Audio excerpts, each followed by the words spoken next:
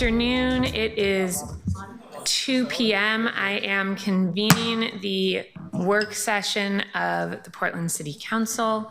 We are hearing our next two, I guess not hearing, but discussing our next two service areas or buckets of information for our budget work. We will spend 2 hours with the folks from Community and Economic Development, and then we will have just under 2 hours to talk to the folks from Prosper. Both of these are in work session. So councilors, as we did earlier, feel free at any time to let us know what amendments you are planning on bringing in the future. We'll make sure those get recorded. And with that, DCA Oliveira, would you like to take it away? Yes, thank you, Madam President. Daniel Oliveira for the record. Good afternoon, Council. Thank you for making some time for us this afternoon. I hope everybody got snacks and your water and are charged for another 4 hours of fun. Next slide, please. So as the Council President shared, we're going to go through for the first 2 hours the Community and Economic Development Service Area budgets. We are going to cover Prosper because it was part of our original deck, but we are just going to acknowledge that because we have 2 hours additionally with Prosper, Director Flaherty Batin will cover the slides, but we'll really hope to have the conversation discussion afterwards. So through the agenda, we'll walk through the bureaus and then take questions. Next slide, please. So let's dive right in. So the things we're going to cover today are similar to the prior presentations you've seen. Each bureau is going to share their proposed budget, some of the outcomes that we expect to see. We're going to offer up last year's budget compared to this, discuss the changes in the proposed budget and the potential impacts of cuts that have been included. Along with that, I'll start that off with the changes that come to the service area at large. Next slide, please. So as CA Administrator Jordan shared earlier, as a part of the proposed budget for 25-26, the service area will be welcoming in the Arts and Culture Office and Children's Levy to our organizational structure. This is part of the service area reduction of vibrant communities. So I want to thank right out of the gate Directors Pellegrino and Montez for diving right in and joining us today. So you'll hear about their programs shortly.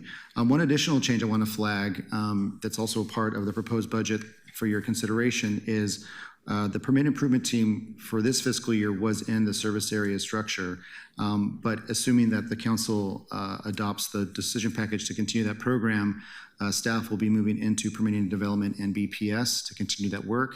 While we think the analysis is still ongoing, we think the next phase of the work will be implementation based and is better served working within the bureaus to continue to improve our permitting processes. So what you see here is the structure as proposed for fiscal year 25-26. Next slide, please. So right out, we're going to share the expenditures by bureau. I want to note right out of the gate that this is our expenditures as proposed. The proposed budget also contemplates our fund balances, which for the service area totals $1.3 billion. Each bureau will walk through that as a part of their deck. But this is how we expect to spend dollars in this upcoming fiscal year in the proposed budget. This represents the expenditures that are specifically within your purview for the Prosper budget, so you don't see their complete funding mechanisms, including TIF and SIF, but this is stuff that the $16 million represents what this body will contemplate. You also see that throughout we see larger numbers in BPS because of the Portland Clean Energy Fund and the Housing Bureau because of their capital asset funds. Next slide, please. Another way to look at this service area is by fund type. We have a diverse funding mechanism throughout the service area, everything from fees and PP&D, grants, as you can see. But we also have the taxes like the PSEF, and we also have the cannabis funds, the arts tax, TIF, of course, for the housing set aside. The point being is that to look at each bureau, we're going to break down how the different funds fund programs within that service, that bureau, So you can just see the wide range of commitments that we have made and some of the limitations that some of these funds require us to spend on specific programs by bureau. The other thing we'll just note that's highlighted here because it came up earlier is within our service area through the Housing Bureau is the pass-through to the county for the Joint Office IGA, which is captured there in those hatch marks under the general fund. Next slide, please. Before I hand it over to the director to talk about the Housing Bureau, the last thing I want to acknowledge is even though we're working as a service area in coordination, given the fund types, oftentimes the discretion that we have is very limited. So the directors will articulate when those funds, like whether it be PSEF or the Waste Fund or the housing grants that we receive, are really specific towards outcome. So we would continue to think about ways to be creative in how we use those dollars, but oftentimes we're compelled by structure. And with that, I'll hand it over to Director Hissrich to talk about the Housing Bureau. Great. Good afternoon, councilors. For the record, Helmi Hissrich, Director of the Portland Housing Bureau, and I use she, her pronouns. I'm here to provide a high-level overview of Portland Housing Bureau's budget. Let's go to the next slide. So the Portland Housing Bureau in fiscal year 25-26 has a $243 million budget and 89 staff. In fiscal year 25-26, our budget consists of $14.7 million for staff, $24.8 million as a pass-through to the Joint Office for Homeless Services, and $203 million in funds for affordable housing programs, internal services, and including capital for affordable housing development. General fund for the Joint Office's pass-through was created prior to the creation of the Joint Office, and PHB passes the funds through our budget, but we do not participate in the decision-making and the use of those funds. And just for the information for today, the fiscal year 23-24 funding for Joint Office was $33.4 million. In fiscal year 24-25, it was revised to $29.2 million. And in fiscal year 25-26, the proposed amount is $24.8 million. PHB has several funding sources. However, our two largest funds are proceeds from the housing bond issuance, which is shown in sort of peach color on this, both the Portland and the Metro bonds, as well as HUD funds, which are shown in gray on the left-hand side, on the resources side. I have some very good news to share about HUD funds. We receive both grant and entitlement funds from HUD. We learned prior to coming here that our federal entitlement funds have been confirmed at $14.2 million, which is a 1% reduction from prior years. So we're very pleased we can continue on with our programs that are funded with that. And we also learned that our federal pro-housing grant has been approved fully. So we're good to go starting July 1 with our pro-housing grant. We're really happy because that was the one we thought might not get funded. And we will be deploying those pro-housing funds for support of the development plan as well as for the social housing study that we're working on this year, finding alternative strategies.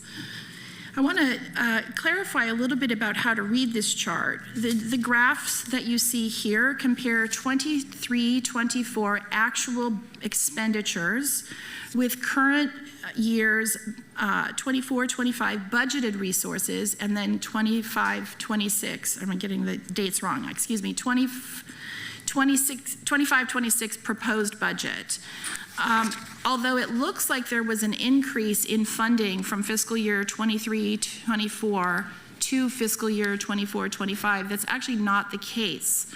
The reason for the variance is that our actual expenditures in 23-24 is being compared to budgeted funds, and while our services are budgeted and spent in the same year, we deploy capital for development, and our development capital we budget for in a year, but we expend it over time, and the expenditure, the actual disbursement dates of those expenditures varies depending on the project timeline and on other economic factors.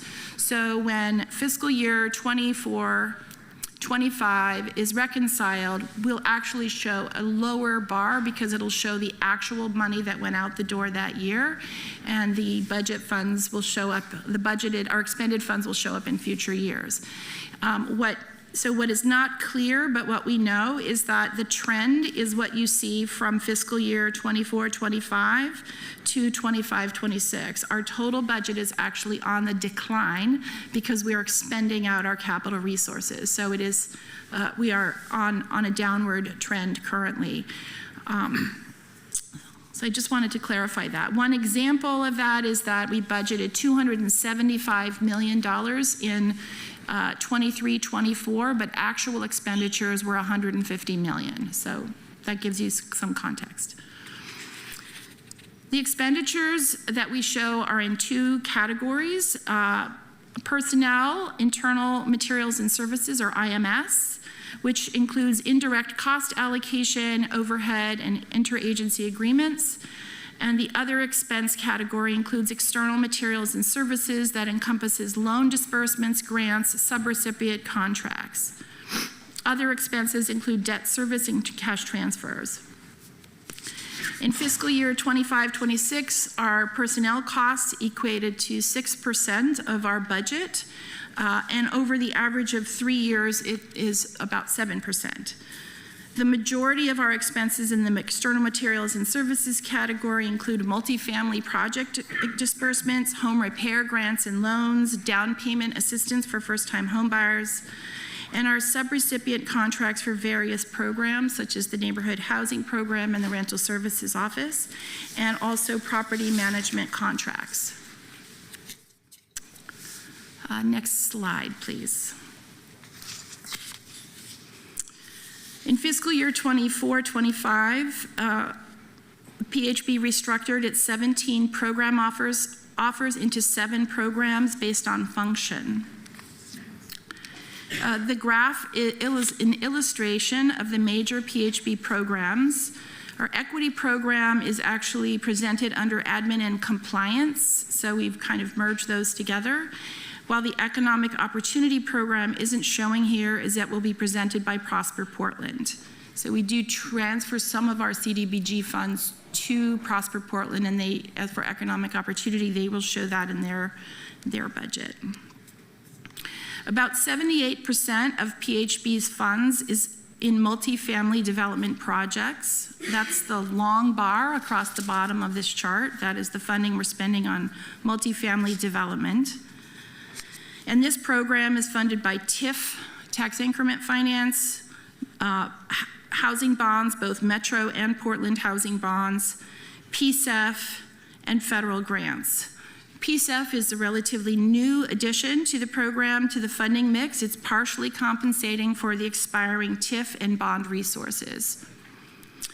New TIF resources will be supporting this program in the relatively near future. We think in the next 5 years we'll start to see an increase in TIF funding for housing development in the newly formed TIF districts.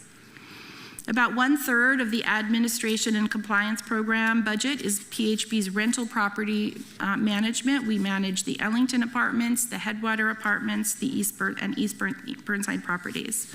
We manage these through Home Forward, and so we pass through funds to Home Forward as the property manager. Our administration and compliance includes $8 million of property management, which I just mentioned, 414 total units. It includes a combination of operating costs, property management costs, as well as capital repairs for buildings that we own. The Ellington is the largest of these, and there's 263 units at 0 to 60% of AMI. In fact, continually needs capital repairs, and that is a project that we're looking to rehabilitate or redevelop, and we're in the process of evaluating the redevelopment of that site.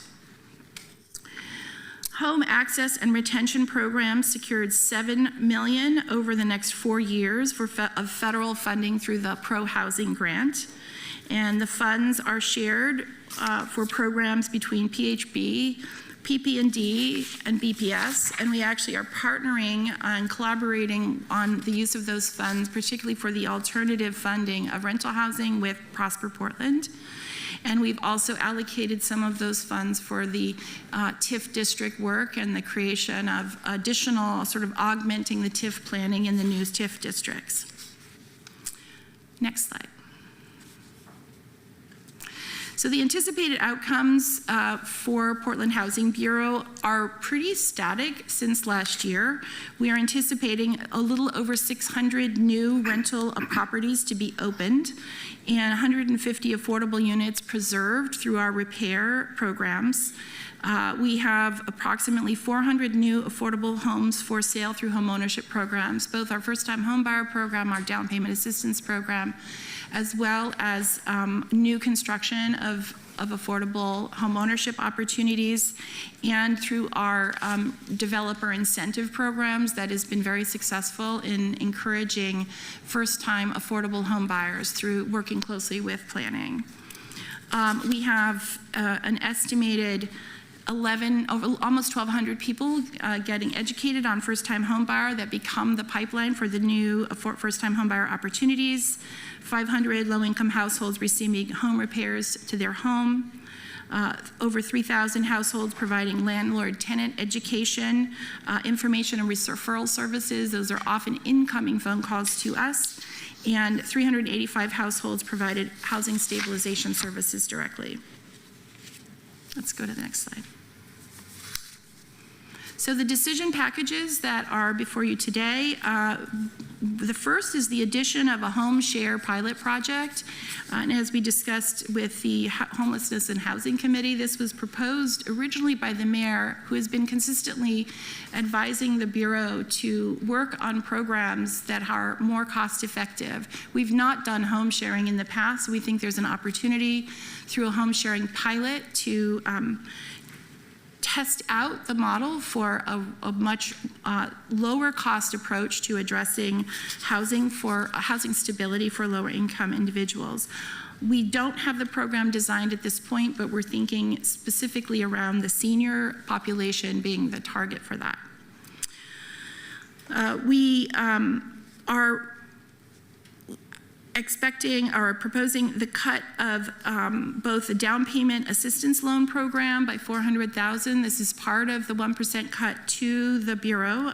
We had to look at where we could cut, and in cutting the down payment assistance loans, we would be cutting out about 3 to 5 down payment assistance loans for the homeownership opportunity. What that really means for us is that our down payment assistance loan program is heavily funded by the TIF districts, which means it can only be implemented in very targeted areas of the city. And so this would expand into a broader part of the city, and we are losing some of the capacity to provide outside of those TIF areas. We are also looking at a cut on home repair grants. This is funding that supports 10 to 20 loans or grants aimed at preventing displacement of longtime community residents. And it helps low-income homeowners retain their homes through repair programs, foreclosure prevention, counseling, and retention services. We will be providing home repair services. What this does is that we currently provide home repair through federal funding, and that limits the amount we can spend per unit. And it also creates some federal restrictions that we don't have with local funds. And so by cutting the general fund, we actually just make our program a little more restrictive. There is as mentioned previously, there's a 5% ongoing cut to the joint office of $1.6 million and a one-time cut of $4.8 million. Again, those are pass-throughs. We're not really part of the discussion on those, and I had asked Skye Brocker-Knapp from Portland Solutions to be here if there's any questions on the use of those funds. That's it. Thank you so much. Next slide. Yeah. Good afternoon. My name is Eric Kingstrom. I'm the director at the Bureau of Planning and Sustainability. I'll just start off by mentioning that the budget information I'm sharing today reflects the fact that BPS delivers a fairly wide and diverse range of services, including long-range planning, management of the city's solid waste and recycling system, PSEF administration, several climate-related programs, and a community technology program. And I want to mention a couple details there to help you understand the budget. First, BPS has historically been the place that leads the city's climate action work. That baton is shifting to the city administrator's office with this budget, although we retain some roles in administering programs and assisting, and you'll see that in the budget. Second, our waste and recycling team includes graffiti abatement, which is paired with our public trash can program, and so you'll see that in that program. And then finally, our community technology division includes staffing the Mounted Cable Regulatory Commission, so you'll see that as one of our revenue sources. Next slide, please. Given that range of programs, we have also a diverse source of revenue, including PSEF, the Solid Waste Management Fund, the General Fund, and a number of intergovernmental agreements and grants. With the exception of the General Fund, all of these resources are generally restricted funds with specific allowed uses. PSEF is obviously the largest of that. The solid waste revenue is our second largest source of revenue, followed by the General Fund. And I want to make a note about a couple things on the expenditures graph that deserves some explanation. First, the 23-24 bar there is smaller because the largest PSEF programs had not yet been up and running at that point, so the program was still in startup mode.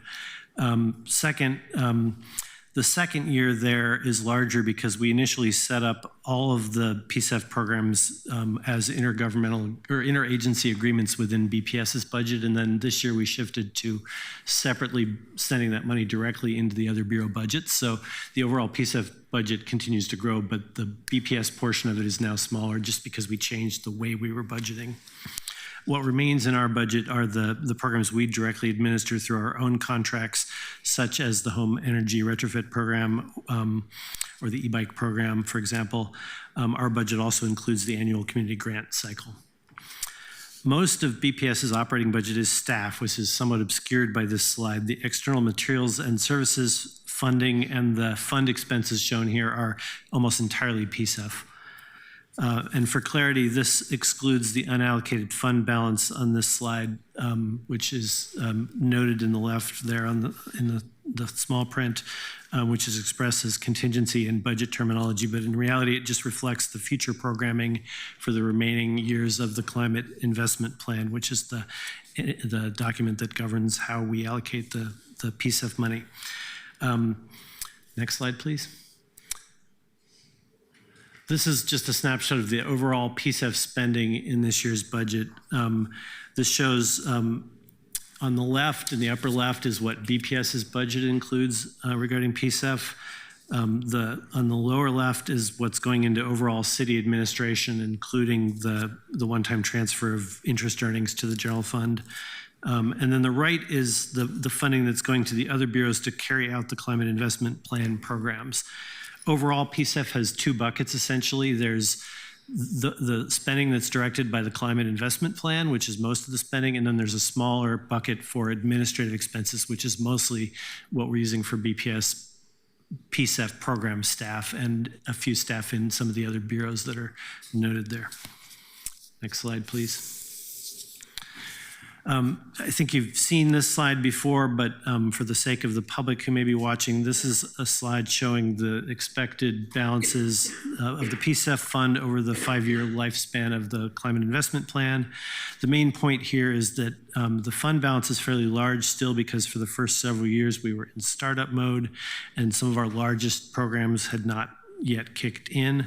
Over the next few years, our approved programs are getting underway, especially the larger ones, and we expect the spending to surpass revenue in the coming years, and that fund balance will come down by the end of that 5-year period. And of course, there is also still a cushion we're trying to maintain because of some uncertainty in the fact that we're living in uncertain economic times. And as a reminder, the current CIP, or Climate Investment Plan, extends through 2029. The difference between the 1.6 and the 1.1 billion is just the money we have on hand already, the existing fund balance. Next slide, please. This is just a closer look at BPS's program funding by the different programs we have. Again, this is just our operating revenue. For clarity, I've excluded the PSEF fund balance and the ongoing CIP funding here. Otherwise, you wouldn't be able to see the other programs, frankly. They'd be too small. So a few notes on this. Aside from PSEF itself, PSEF funding does touch a few other programs, including a small amount going to planning this year for a policy project related to urban agriculture. Our administrative teams are funded by an overhead model that includes funding from all the different revenue sources we receive on an ongoing basis proportional to the FTE in those programs. So that's why you'll see PSEF funding in the Bureau administration as well. General fund historically provided the bulk of funding for our planning program and our climate work. This year, there is no general fund resources going into the climate team. This is now funded, at least the BPS portion of the climate work is funded entirely by solid waste funds, PSEF, and grants. As you can see, our urban planning and urban design program is most reliant on general fund, just proportionally. And as a result, over time, this program is actually probably about half the size it was 15 or 20 years ago, just from cumulative impact of cuts. This year, they lost 1 FTE. We've been able to backfill most of that with grants and one-time resources, but again, that's a short-term solution. The general fund amount in our solid waste program is entirely the graffiti abatement work, which is general fund supported, not solid waste supported. And I've added a few notes related to the intergovernmental revenue on the right-hand side. In planning, that's mostly state and metro grants. In community technology, that's mostly the Mount Hood Cable Regulatory Commission, IGA revenue. And then in solid waste, there's a mix of metro and state money there. In both planning and climate, a portion of the grant money that are shown is federal grants, which are uncertain, as you all know right now, and this includes funding for our CEI Hub policy grant, which is a federal grant, and that may be threatened by the current administration. Next slide, please. So these are some sample anticipated outcomes for this year, some of our performance measures that we track. I want to just say that especially our planning work and our climate work, these are long-term goals that we track, a lot of them. For example, like raising the percentage of Portlanders that live in complete communities with easy and walkable access to things they need on a daily basis. That's not a measure that changes much each year, but we have been tracking it for a long time and we have made progress over the long term. A key measure that we also share with the entire service area is housing production, which is not on this slide, but we did have some good news this year in terms of our middle housing production as a result of the code reforms we did a couple years back. Also not on this slide, but I want to just highlight that in this last year's survey, Portlanders shared that they're satisfied or very satisfied with waste and recycling services as reported in the survey. Next slide. So I'm going to shift gears now to some of the decision packages. First, the general fund cuts. Our budget includes a reduction in our general fund expenditures by a little bit more than 10%. As I mentioned already, most of that was backfilled with one-time grant or intergovernmental money. But again, that is a short-term solution that will eventually force those programs to shrink over time. I'm not going to go through the details here. We can cover that in questions later. This does also include the transfer of the city chief sustainability officer to the city administrator's office. Is one of the last items there. Next slide. A couple additions in our budget that I want to note. One is the mayor's proposed budget does include additional resources for graffiti abatement contractors that go to help small businesses cope with those impacts. And again, we manage that program with general fund resources in tandem with our public trash can program. Second, I want to just mention that there's an adjustment being made to the open signal contract to accommodate the new city council format, and BPS holds that contract due to our role in staffing the Mount Hood Cable Regulatory Commission, which is one of the primary revenue sources for open signal and their equivalent agency in East County, Metro East. The Mount Hood Cable Commission plays that role in coordinating that kind of service throughout the county. And then finally, we're adding positions, a couple positions in our waste team to implement state-funded waste contamination reduction, which translates to helping people do a better job of not putting garbage in the green or blue bins. And that's state resources. Next slide.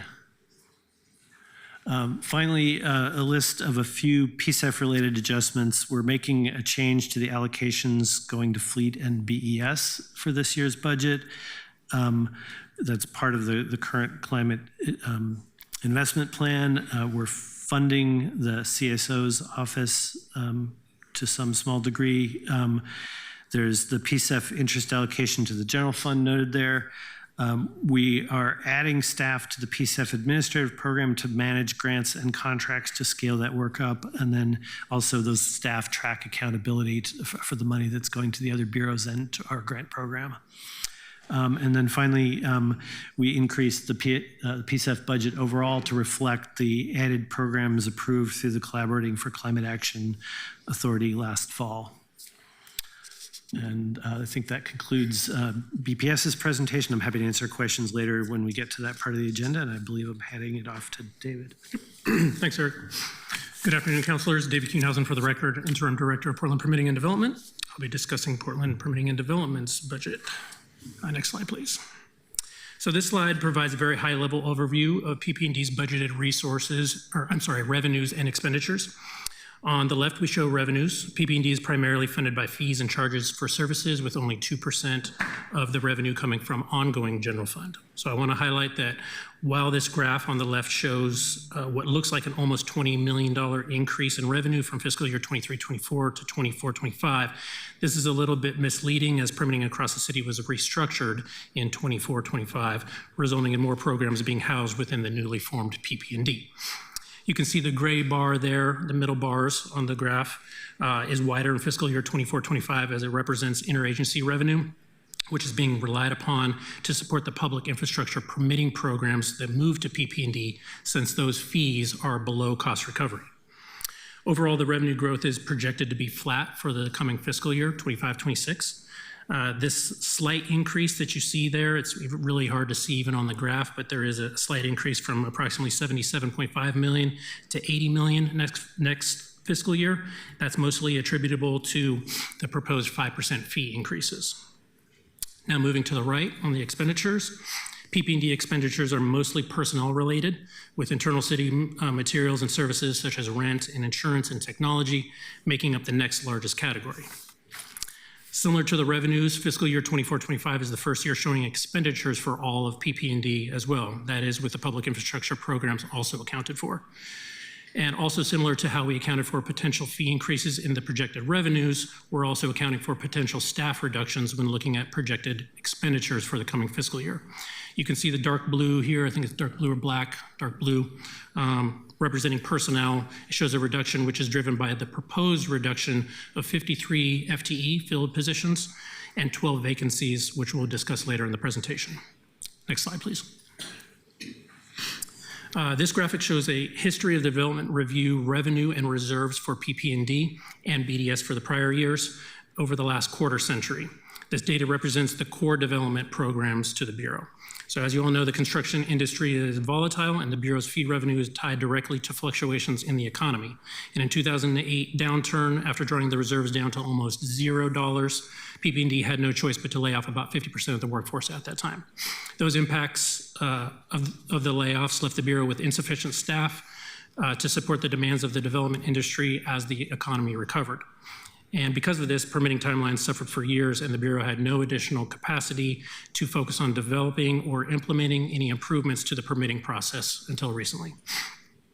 After those layoffs, PP&D put in place policies and measures to help the Bureau recognize and respond to fluctuations in the construction industry. And a financial business continuity plan was developed, and that continuity plan has been used to implement layoffs on 3 separate occasions over the last 6 years, most recently in January of 2024. However, this current downturn has been different than what the Bureau previously experienced. This began at the onset of COVID, but macroeconomic factors outside of the city's control, as well as civil unrest and other social issues that impacted the desirability of Portland as a place to build, have all contributed to a prolonged lull in permitting activity lasting much longer than expected. And currently, high interest rates associated with financing for construction projects makes the cost of delivering new large buildings, in many cases, cost prohibitive, and we're not seeing developers currently willing to take that risk. So as development activity has bottomed out, PP&D revenue has also declined, while the cost of providing services has continued to increase. These dynamics, coupled with the desire to continue improving permitting timelines, led to large declines in Bureau reserves and eventually the need to take action on those reserves. PP&D underwent layoffs in January 2024 of approximately 19% of the workforce at that time. And despite the layoffs, the Bureau continues to draw on those reserves steadily as we're now facing further staff reductions. Now, before I go on, I do want to note that the data used on this slide for our fiscal year 25-26 projection is from the original version of the financial plan that was submitted several months ago.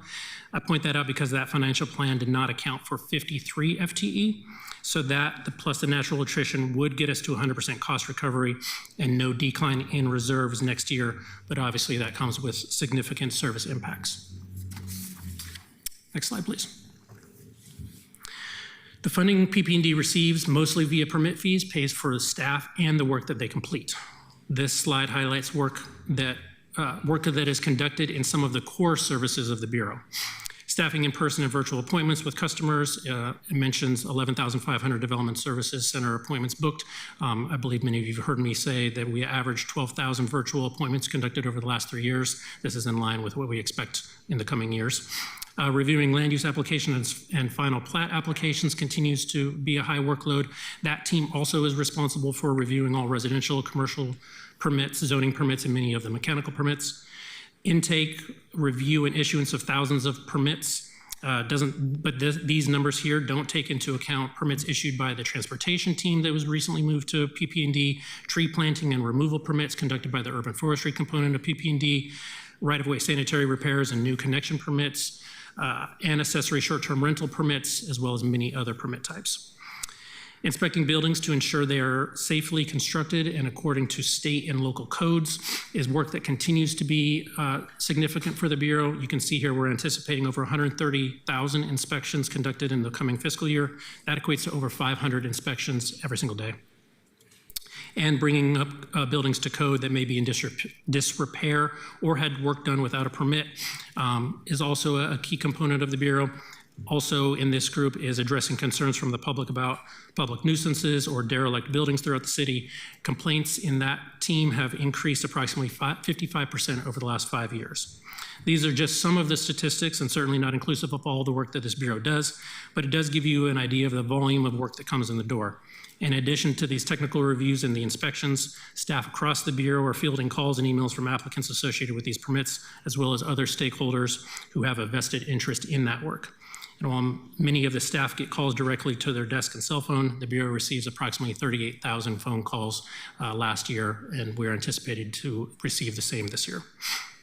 And since the pandemic began, the Bureau has made significant progress in timelier setup of permits, timelier review of permits, processing of corrections, and as we've also updated technology to respond to industry needs, albeit with more work still to be done on that front.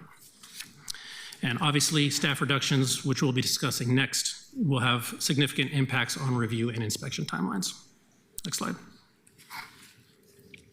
On this slide, we want to highlight that the mayor's proposed budget includes 2 cut packages to the forecasted $14 million budget gap. One eliminates 12 FTE vacant positions, and the other reduces the Bureau's FTE by 53 filled positions. This Bureau is relying on natural attrition and retirements in the coming year as well. These levels of cuts on the heels of last fiscal year's 74 FTE reduction will leave the Bureau woefully understaffed to meet the current and future needs of the development industry. Services will be cut dramatically across the Bureau, affecting permitting and inspection timelines and adding costs to developers, as longer permitting equates to additional carrying costs on those loans. Some programs will also be discontinued altogether.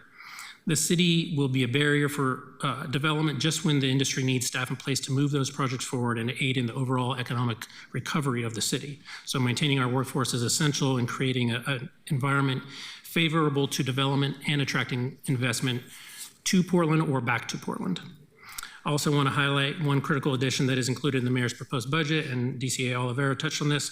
In the current fiscal year, the permit improvement team is budgeted under the Office of the Community and Economic Development Service Area. That team consists of 4 FTE supported by one-time funds, but the proposed budget continues that work of 2 of those staff under PP&D for an additional year, supported by $425,000 in one-time general fund.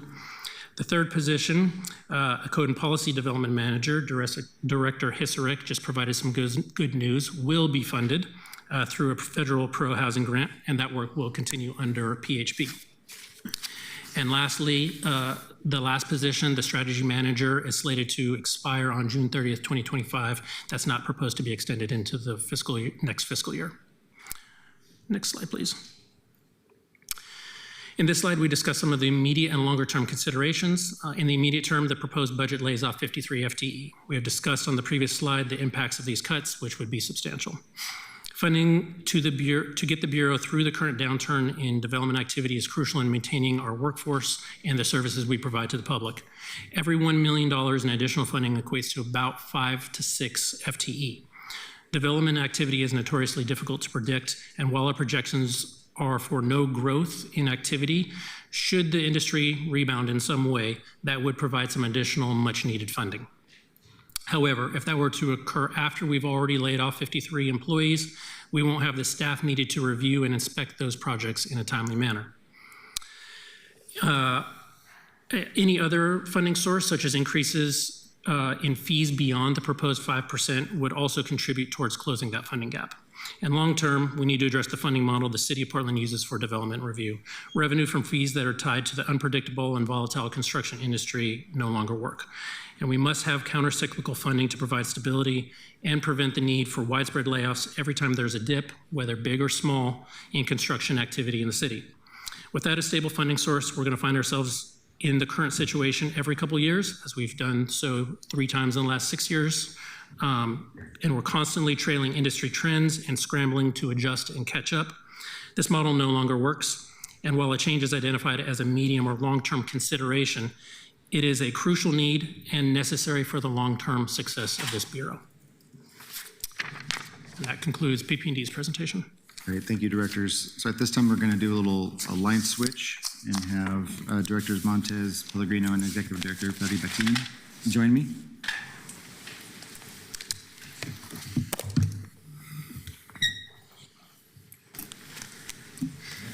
Thank you, Donnie.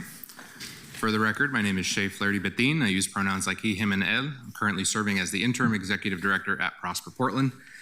I want to thank y'all for your time. I know you just convened as our Budget Committee last week to hear about our budget in more detail, as well as from some community voices. And I think we look forward to joining you all in just a few hours to ensure that there's also a good discussion around our budget and the programs that you heard from. So the material that you'll see now may look a little bit familiar from what we saw last week, but as we're here to represent our integration within the service area, I'm going to focus on our general fund outcomes, our cut packages, and how we landed on those cut proposals. Next slide, please.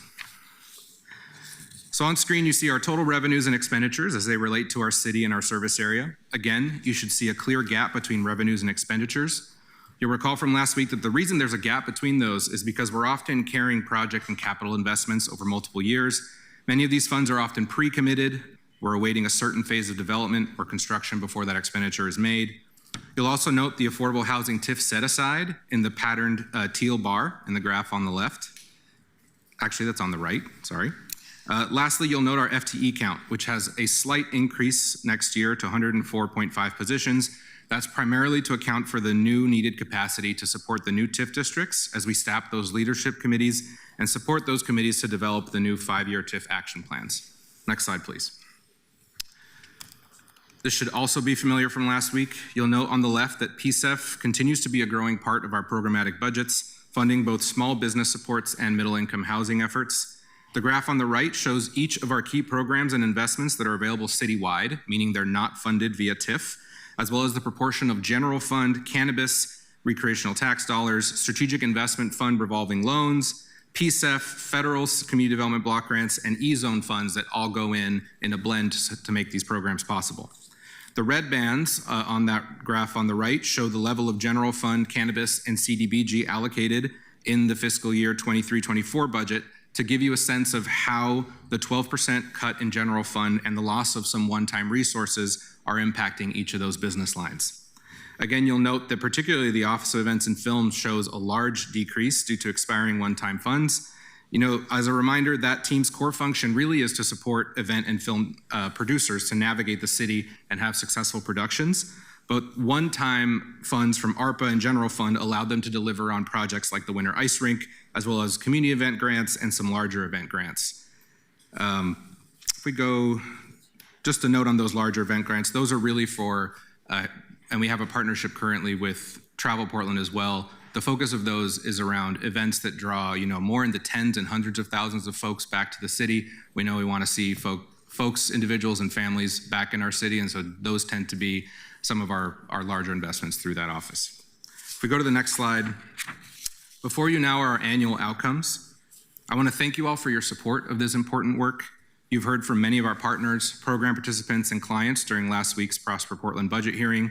I think you heard from workforce participants, BIPOC entrepreneurs getting technical assistance, cannabis business owners, some of our development partners, specifically in South Waterfront, event organizers, and traded sector industry employers. The numbers on screen reflect what we hope to accomplish in the year ahead, including the number of people served through the workforce and business programs in the districts, our lending targets, and our COVID targets, which I note we have historically exceeded.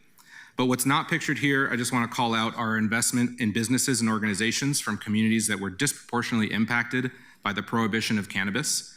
Those investments are being made via the Reimagine Oregon program, which deployed $7 million of recreational cannabis tax dollars last year, which was working from a previous city backlog and accumulation of those. Is projected now to normalize and stabilize and to deploy $1 million, over $1 million on an ongoing basis annually. If we go to the next slide, I think it's safe to say we'd prefer not to cut any of these programs, and that cutting economic development during an economic downturn is never an exciting or a painless prospect. I want to extend my immense gratitude to the members of Prosper's Community Budget Committee. You saw their names in our presentation last week, and you heard from some of them in our testimony. They understood that because we have such limited general fund, a $1.7 million cut meant that we were likely eliminating an entire business line, each with an economic ripple effect. The Budget Committee helped us develop scenarios and select the packages that you see on screen now, including eliminating administrative capacity to Venture Portland while striving to maintain the district supports that went out to those community districts.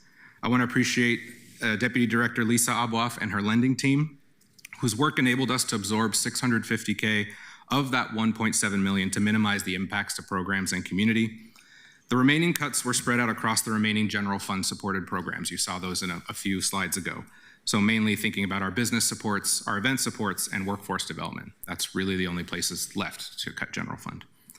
I'd like to draw your attention now to the $2 million swap that is proposed from ongoing to one-time general fund resources.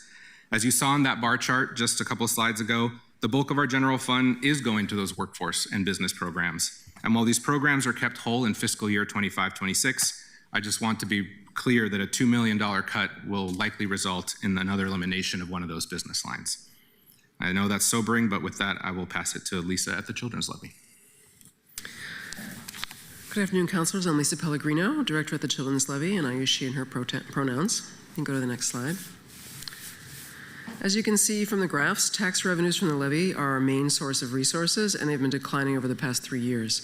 The PCL budget does not include any general fund. Tax revenues were $24.9 million in FY24, budgeted at $23.7 million in the current year, and projected and budgeted at $22.6 for FY26. PCL is gradually, as you can also see from the graphs, PCL is gradually spending down fund balance, which primarily accumulated during the pandemic when spending was substantially under budget compared to non-pandemic years. And then the small, very small bar, there's a funds transfer from parks for compression effects. So the parks levy was $454,000 last year, budgeted at $440,000 for next year. On the expenditure side, you can see that grants are the vast majority of PCL budgets. Currently, total grants are budgeted at $24.9 million for next year. If the recommended grant allocations are approved, we project the total large grant budgets to decline by $4.9 million, or 21% below those current levels. Personnel budget is at $1.5 million this year and next, and our total FTE is 7.6. You can go to the next slide. These are the anticipated outcomes that we expect from our main lines of investment and program areas, which you heard about yesterday. So those include early childhood, child abuse prevention and intervention, foster care, after-school and mentoring services, hunger relief, and then last, child care subsidies for working families. These estimates are based on an expected decline in current service levels due to lower funding levels and reallocation of resources among program areas in the current funding round. All current PCL large grants terminate on June 30th, and new grants are awaiting council approval. After new grants are approved and contracts negotiated, we can quantify our impacts more directly and more precisely. Next slide. So there are no decision packages or adds and reductions because we don't have general fund. The primary impact of declining resources is going to be in the number of children and families that can be served and the level of service that's provided by the programs that are funded. I'll hand it over to Charity. No, it's okay. I'm pinch hitting here. Okay. So thank you, Director. Carl Lyle, who's the manager of Spectator Venues, is out today, so I'm pinch hitting to talk about that. So in the new structure, councilors, the Office of Arts and Culture and Spectator Venues sits within the DCA's office. This is probably a temporary situation as we contemplate what the future structure is going to be for these programs. Before I dive into that, one thing, a talking point that I didn't share early on was, as a part of the original directive from the mayor, the bureaus were all asked to cut 8% of their general fund allocations. And I want to thank Housing, BPS, and Prosper, because at that time, beyond just their 8%, I asked those three bureaus to pick up the slack of PP&D's cut to hold them harmless. Given the projected and realized shortfall of revenue, it felt like an extra burden to ask them to cut approximately $140,000 of general fund. So that 8% that Prosper Housing and BPS cut also included an additional reduction that picked up the slack from permitting development. So we held them harmless on that. And of course, as you heard from Shay, since then Prosper has been asked to cut an additional $2.4 million. Just want to get that on the record because thank you to leadership and the collaboration, we were able to probably save an additional FTE at PP&D. Okay, next slide, please. All right, so at a pretty high level, this is the DCA office revenues and expenditures. I think the thing to capture most is that this is largely carrying the fund balance from Spectator Venues and the arts funding combined for this coming proposed budget, whereas this year is just the Spectator Venues. It's a pretty staff-light structure, as you can see, largely making up the staff in Spectator and Arts and Culture. The DCA's office is just myself and an executive assistant. Next slide, please. For Spectator Venues specifically, the program is responsible for providing oversight, planning, and meeting contractual obligations for the city's largest Spectator venues, including Providence Parks, Veterans Memorial Coliseum, and the Moda Center. These large venues host many hundreds of events every year, generating hundreds of millions of dollars in economic activity and attracting millions of patrons to Portland Central City.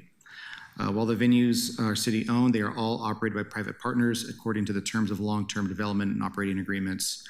Note that oversight of the city's performing arts theaters, Portland's P5, Center for the Arts and Venues, was performed by the Spectator Venues program until spring 2024, when it moved to the newly created Office of Arts and Culture. So the total resources in FY24 and 25 and then 25-26 are inflated due to the fact that the program is in the midst of implementing major renovations to the VMC. This project is funded by $54 million in city-issued bonds issued in the spring of 24. 100% of the annual debt service on the Veterans Memorial Coliseum bond is paid with dedicated resources from Multnomah County Visitor Facilities Trust Account. The proceeds from that bond sale are included in the fund balance figures in this slide. That project will be completed by the end of 2026, and future budgets, barring any additional large projects with external funding, will be considerably more modest. The Spectator Venues Fund receives resources from user fees on tickets sold at the venues, certain rental revenues, and an allocation from dedicated regional tourism funds. There are no general fund resources in the Spectator Venues budget.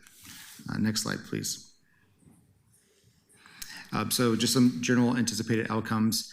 The VMC renovations is a big deal.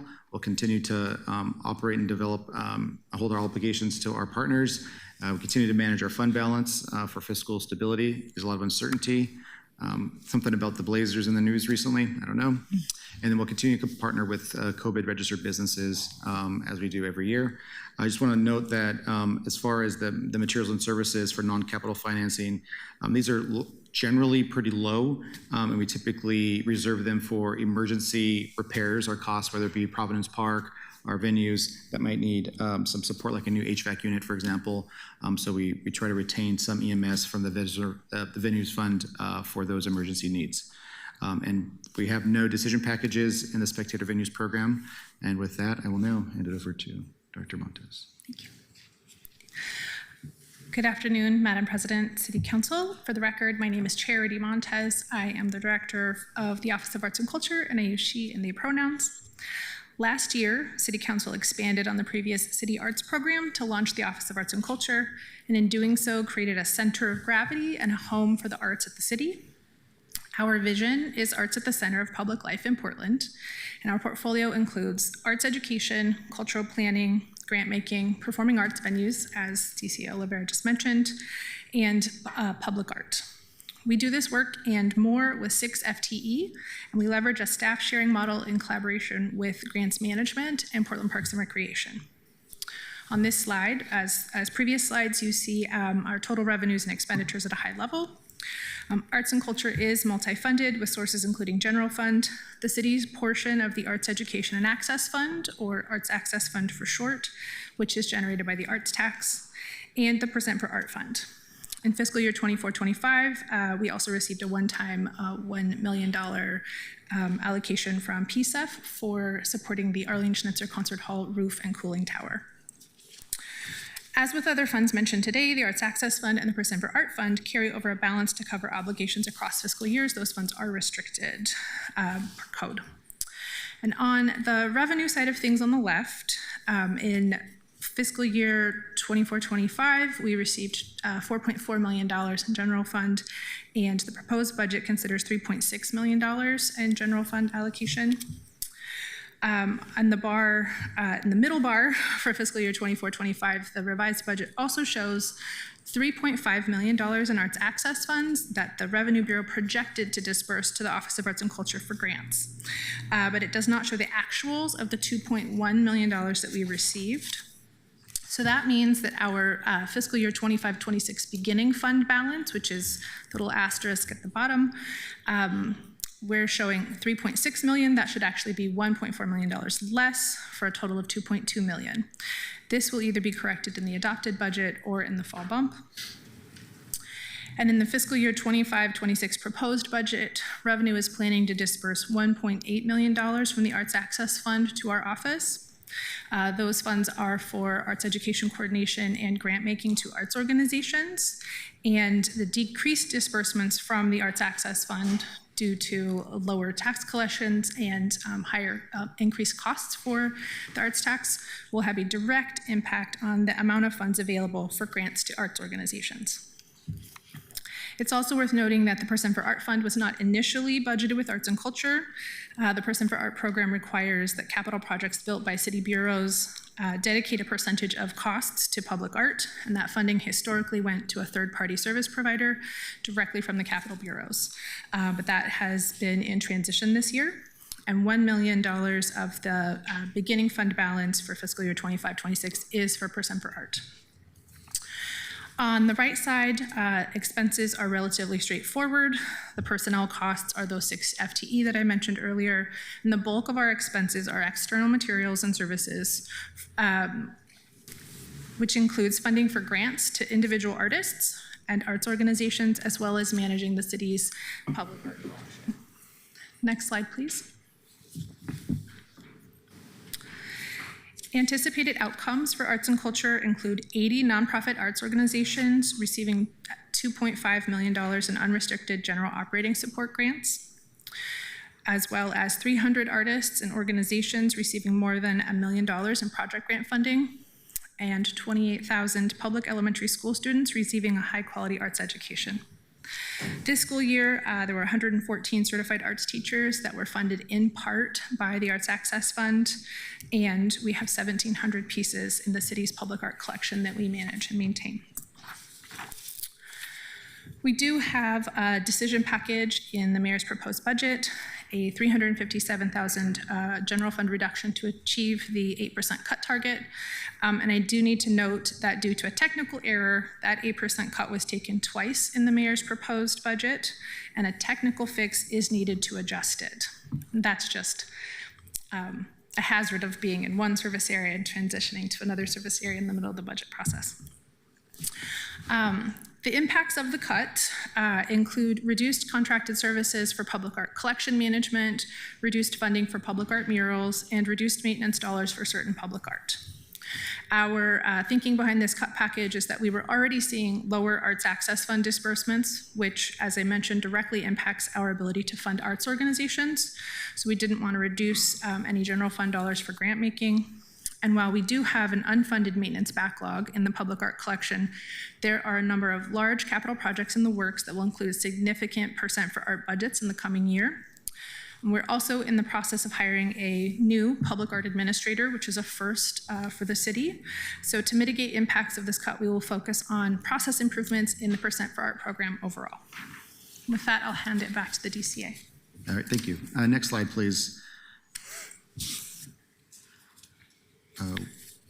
So we sort of covered this already, but just at a pretty high level. The office itself is going from 7 to 2 because the permit improvement team is moving into the bureaus, assuming that decision packages are approved.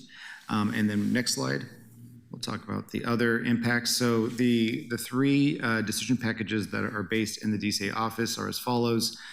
There is a redirection of $400K in ongoing general fund from Prosper Portland, and this is largely as a placeholder to support the new structure that is a part of the service area in line with the mayor's new organizational structure. So because Prosper staff aren't necessarily able to be moved into the service areas, whereas other bureaus might be moving staff around as a part of this reorg, that's a placeholder for that. As a part of the permit improvement work, we have a decision package for approximately $970,000 that continues the work related to the website redesign, which is much needed to improve our customer service approach in permitting. And then the last move, which is related to the staff size change, is the Enhanced Service District Coordinator will be moving from our service area into Portland Solutions within the City Administrator's Office. And this is really a strategic move that aligns the work that PMO and ESDs do. We think there's value add in having those groups coordinate more strategically. So that staff position will move as a part of the decision package and the proposed. And I believe that wraps our presentation. I think next slide. Yeah, okay. So Council President, that concludes our presentation. We're open for questions. Perfect, thank you. Councilors, I'm probably going to have us run a little bit over on this section to make sure everybody can get their questions in, but if you can try to keep it to 5 or 6 minutes apiece, that'll help us stay on track. I know that folks may have amendments they're proposing that might take you a little bit over that. Councilor Green, would you like to start? Thank you, Madam President, and I'll try to be brief and cover all the different CESDA areas. For the Portland Housing Bureau, Director Hisrich, I see that the mayor restored the city administrator's proposed cuts to the eviction services. Eviction legal defense, yes, there was a proposed $400,000 cut that has been restored by the mayor. I just want to publicly applaud that. I think that's a really good expression of priorities. My question is that enough? No, I mean, the demand is greater than what we have budgeted budgets for. You know, the fact that there is a restoration of the funds, it's very important. And the amount of funding that we do work also with the county for eviction legal defense. We're not sure at this time with our budget whether we will get the budgets from the funding from the county. So there's always a greater demand than what we have funding available for. Thank you. I might introduce a budget note to sort of study what the appropriate level is going forward, because we're going to have waves of evictions on our doorsteps. Thank you. That's it for Housing Bureau. Also glad to see that we've got the grant. That makes me so happy. That saves me from another amendment. Bureau Planning Sustainability. I think my questions are mostly related to PSEF funds. Thank you, Director Engstrom. So I calculated from your slide a total of $340 million across all of the BPS purview that PSEF funds through the 3 different categories that you showed. Just briefly, was all of that approved by the CIP last December, and or the $18 million that's coming in, or are there expenditures outside of that that would require council to take contemplation on new uses of PSEF funds? Does that make sense?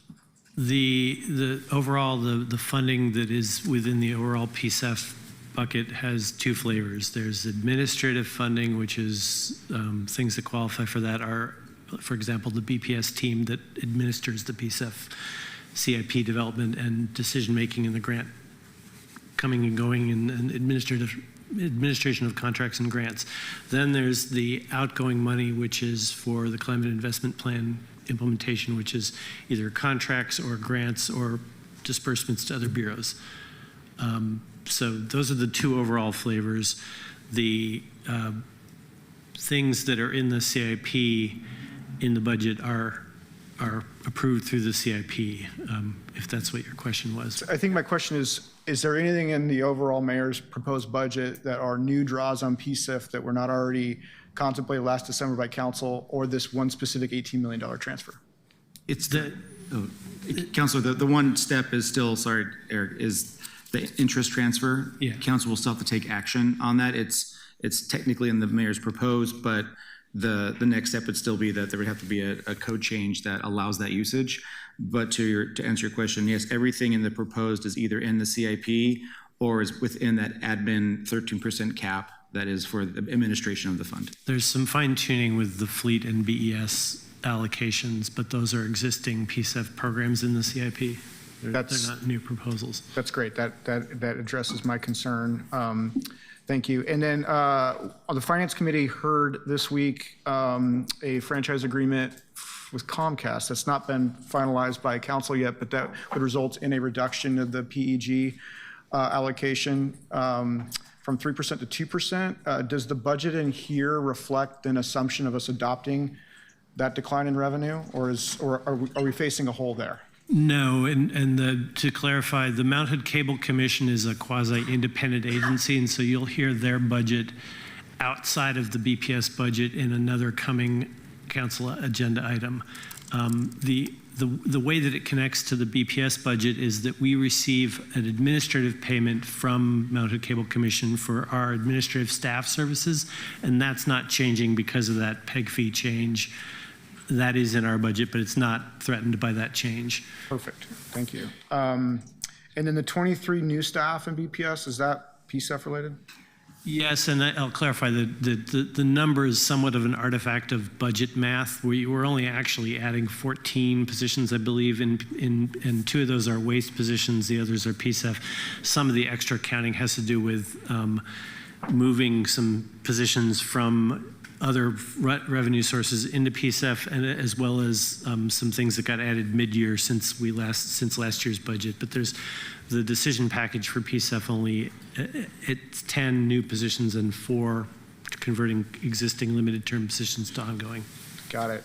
On the topic of zoning and code, is that as relates to housing, is that in your shop, or is that now in Director Hisrick's shop? No, zoning and code is part of the BPS long-range planning group. And yeah, as I mentioned, that group did take a general fund cut because they're general fund supported. Is that going to impact the code packages that we expecting to come before council, and basically this broad sort of urbanist kind of like we want to accelerate housing production stance right now? Are we Not this year, because we were able to backfill most of that with one-time grant funding, but I do want to caution that we are going to face a cliff at some point within that program in the next year or 2 because we are on borrowed time there. And then I also noted that we are, in our budget right now, is some resources from a federal grant that may or may not actually come through, and so there's a piece there that we may need to address. Councilor, I just want to offer on the planning side and also put on my old director hat. Historically, planning has taken the broadest hits of general fund reductions at BPS, And so Eric alluded to it, but this is the lowest staffing levels that planning has ever seen at the city of Portland, and they're doing a great job with the staff we have. But if council, if this body continues to think about new, concepts and codes, we will have to evaluate, resourcing some of those new ideas. Thank you for clarifying that. That's going to be a priority, I think, about as we move through May 21st. I just have one last question. I'm trying to be as quick as possible. For PP&D, do the revenue projections for permitting, I know it's a function of expected build and permits. Does that reflect any assumptions about the recently announced mayor and governor 5,000 homes challenge? No, great question, Councilor. It does not, because that hasn't come to fruition yet, and because this was put together several months ago, it did not account for that proposal. And is there like a lag? Let me just express my concern, because it's easier to do that than ask a question. I am concerned that if we adopt a budget that results in that deep of a staffing cut, and then go to try to hire those folks back when we are scaling and ramping production and for this program, that we will have sort of shot ourselves in the foot. So can you speak to that? Great point. I share that same concern. We have had staff basically say that we've burned a bridge at this point. As noted, we've gone through layoffs numerous times, and staff, while some of them have been able to be retained by the Bureau, have gone through this process of, the potential of a layoff time and time again. And I anticipate many, once they are positioned elsewhere, will choose not to come back even if called upon. Naturally. I see your rule of thumb, $1 million is about 5 to 6 FTEs, so I'll keep that in mind as we consider amendments that might come before us. That's it for me. Thank you very much. Thanks, Counselor. Counselor Zimmerman. Thanks. Can I just ask a point of order question before we move on? Yeah, go right ahead, Counselor. Okay, thank you, Council President. There's been some confusion behind the scenes as far as how we actually get amendments forward. And now I'm hearing some things that are saying that we needed to actually verbalize our amendments on the dais during these work sessions in order to have them included for discussion on the 21st. But all of the guidance that I've received has said that we can submit written amendments to Ruth Levine by the end of day this Friday, and that would be included. I've been waiting on some information from bureaus on some of my amendments, and I like to make sure that things are more finalized before I say things on the dais, because I don't like making promises to community members I can't keep. So could we get some clarity on what amendments are going to actually be allowed to be heard, or if I just don't know where this requirement came from. Let me see what I can do here to add some clarity. So I would call it a best practice to throw something out during a work session so that your colleagues all know what's coming. That allows staff to capture it, follow up with you if they don't hear from you, and all of your colleagues to know what's circulating. We have a public list of things that have been stated in work sessions so that everybody can be on the same page. Knowing, though, that many people want to have CBO vet their amendments but are waiting for data from bureaus before then, CBO has given a deadline on Friday to get them information to be vetted for amendments. So we've got the best practice of putting it out during a work session, but the hard deadline of it needing to get to CBO by Friday. The other piece here is how things ultimately get presented next week. So on Monday, I've asked the Finance Committee to consider whether there are some amendments that have been proposed that have broad support. They've been proposed by multiple people. They got a lot of nods when somebody was talking about them. I should say the Friday deadline for CBO is at 5 p.m.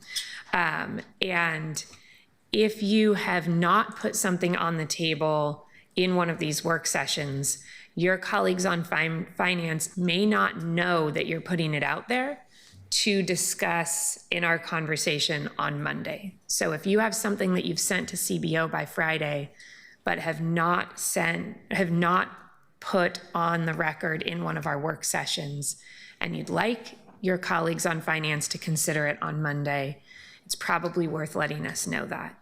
Everything that the CBO office gets by Friday, or that has been put out in one of our work sessions, that you then share with CBO afterwards, so either CBO first or after, will be filed in a package, I guess not a package, but will be filed as an amendment with your name on it.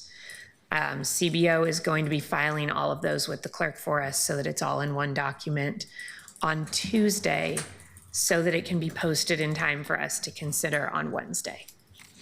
Does that help a little bit, Counselor? Or does that just add to the lack of clarity? I think I just feel like that's kind of the best practice thing, seems unspoken. I mean, I guess moving forward towards the end of this session, maybe I'm just going to take up extra time and read a bunch of things I should have read earlier then. I don't think that was known to a few of us. Okay, that's been in the memos that we sent out. I know that there's been a lot of incoming. And I have a number of things that I have not read in because they're not ready yet. I'm still waiting for data coming back that I'll likely be reading in tomorrow, even though they're unrelated to the topics before us tomorrow. So you are not alone in having a list that you're still waiting on. And just as much as you can read in advance, the better. I have a point of order as well. Related point of order? Yes. Okay. Is anybody going to read those between 5 and 11:59 p.m. on Friday? Why is that deadline 5 p.m.? The deadline is 5 p.m. because that is what our staff have asked for, so that they have Friday evening and the weekend to do their reviews. I don't know when Friday evening and the weekend they're doing it, but I don't want to cut them short any time. It's pretty quick turnaround for them. Thanks. Counselor Zimmerman, go right ahead. Thank you. I'm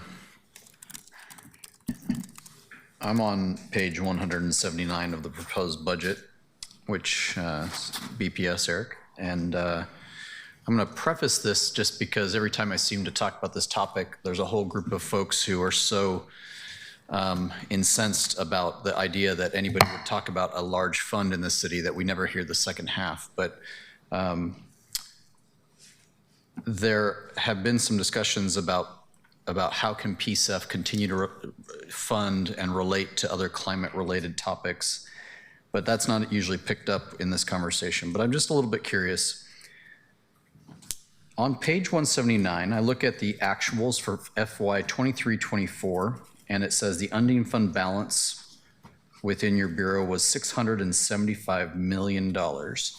And then the very next year, the year we're in now and ending, the ending fund balance will be $5 million. And then there was a pretty different change in how we are accounting for expenditures, where we see hundreds of millions of dollars pop over into expenditure totals. And if I'm on the next page, the Portland Clean Energy Fund goes from a couple dozen million to hundreds of millions in terms of their fund size. You had a slide that presented, I think, $575 million in contingency. And I recognize that that is a 5-year accounting mechanism, because at some point this council made a choice to fund the next 5 years of what look like projects related to climate. And I can understand that part. What I don't, and I think it's a reasonable argument about whether or not funds should be spent in the year in which they're collected, which is how almost all the rest of government goes. But what I'm really hung up on is previously I've been briefed that PSEF is holding $100 million actual contingency fund. And you noted in your comments just a few minutes ago, Eric, due to the uncertain economic times. I am really trying to understand why this government would allow PSEF to have a contingency fund more than 33 times the size of our entire general fund contingency for nothing that is a core service. we have been talking about reserves and we have been talking about contingencies given uncertain economic times, but we're nowhere near 100 million. And so if I am correct, PSEF collects about 200 million a year, and we have a contingency fund of 50%. What uncertain economic times are we planning for with a 50% contingency fund? The outcome we're trying to avoid is a situation because the CIP has committed a certain amount of money over 5 years to a variety of sources, including bureaus, as well as community grant expectations and now third-party contracts with providers like the home energy improvements. Those are 5-year planning level commitments, obviously not budgeted yet. You all have to budget them each year. But many of those programs are large activities that take startup time and need continuity for a couple of years. And so that's the rationale. There's been some volatility, as you know, in the PSEF forecasting, and we hope we're better at that now, but we're not 100%. Like, we don't have, it's a new fund for the city. And so if we were off by 10%, just given the sheer volume of the PSEF fund, that could be a substantial amount of money. And we're trying to avoid kind of the situation that the county found themselves in with commitments more than what's available, and having to tell either the community grants program or one of our existing contractors or one of the bureaus that, sorry, you're gonna lose, 40 million that we already promised you but didn't budget you yet. That's the outcome we're trying to avoid. 100% agree that the city ought to manage the money that it has on hand to the best advantage of the city. So that's also a conversation that's being had, I believe. Okay. So if I'm the street guy, right? If I'm a PBOT guy and I've got a little bit of PSEF money that's now taking care of my thing that I do, and I also have a 5-year CIP, in some sense, I guess I'm considering that if in year 3 something goes awry, or what this budget is signaling in year 1, we want to be prepared in year 1, not to tap the next 5 years, but to make sure we have an additional $100 million contingency to deal with that. I'll just say that seems like a very aggressive and the most aggressive contingency fund I've ever seen in my career, especially given 5 years of planning, because there's no one else who is allowed to put 5 years of their operating costs in a bank account. And I feel like since that we already have a built-in contingency, and this seems pretty aggressive. And I say that without any attack on the programs that have been funded. I think I've appreciated the breadth of which PSEF is being used now. I think that's been a great way to keep climate-focused projects moving forward at the community-based level and at the city level, but that's a very aggressive contingency fund. I think the question you're asking is largely a question that is for the city administrator and the city's overall policy on financial management. The PSEF program itself is responding to the previous audits that we received, which asked us to be more thoughtful and more strategic about the overall approach. And so that's why we pivoted towards the climate investment plan as a tool for giving certainty over a 5-year period and tying that to desired outcomes. So from a program perspective, we're trying to be responsive to the audits that have already occurred. But I don't think the audit said have a 50% contingency. I don't think they said that. Councilor, I want to flag this. The $100 million reserve policy is not codified. It's a concept that staff had put out as, frankly, we still think I support it as a good mechanism to have. But this council nor the administration has made that a final, this is what we have. And I'll just offer that DCA Beery and I have had this conversation. The city needs to look at reserve policies across the board. I mean, PP&D has a reserve policy that may not have been as useful as we needed. But I do think it's appropriate for the city to look at a reserve policy and think about what the best practices are. Two things are true here. I hear what you're saying, that a $100 million reserve policy when you're sitting on a $500 million contingency doesn't make a lot of sense. but is it now the time for us to evaluate what the appropriate amount is in year 5? Like when we get to year 3 and 4, and we're looking at that 5th year, before you all contemplate the next CIP, what should we have as a mechanism to catch in case things we can't guarantee become real, like revenue? Because the CIP currently commits $1.6 billion over 5 years, of which we're only sitting on 500. So we put a lot of faith that 200 million annually is going to keep happening. And in the event it doesn't, is it best practice to have $100 million set aside to deliver on the contracts and the grants that we've signed off on? That's a question that doesn't have to be answered right now. But I think that's what the reserve policy was trying to get at. The other thing I'll just mention is that let's just say for a moment that we do want to allocate more money to PSEF using some of that 100 million. The process that is outlined is through an amendment to the CIP, and we're trying to aim for fine-tuning of the CIP annually. And we did some last fall, obviously, to respond to evolving forecasts. And so we anticipate another amendment to the CIP this fall, not on the scale probably of last fall because we're more confident in the forecast. But procedurally, that's the system we're trying to set up, is a fall CIP amendment process, fine-tuning again probably. It could be reductions too if we find ourselves in a position where revenue isn't on track. And then follow up with those decisions in the budget process. So that's where we're going. If that's where the council wants to go, it's their prerogative, and that would be the process. I appreciate that you said that, because I think at the end of the day, there's only one budget committee in this organization, and their name is the City Council. Yes, correct. But boy, have you all built a group of people who think that there is no say by the City Council on how PSEF dollars are utilized. Because I have now been told by a variety of different employees, community members, that the City Council isn't the deciding authority.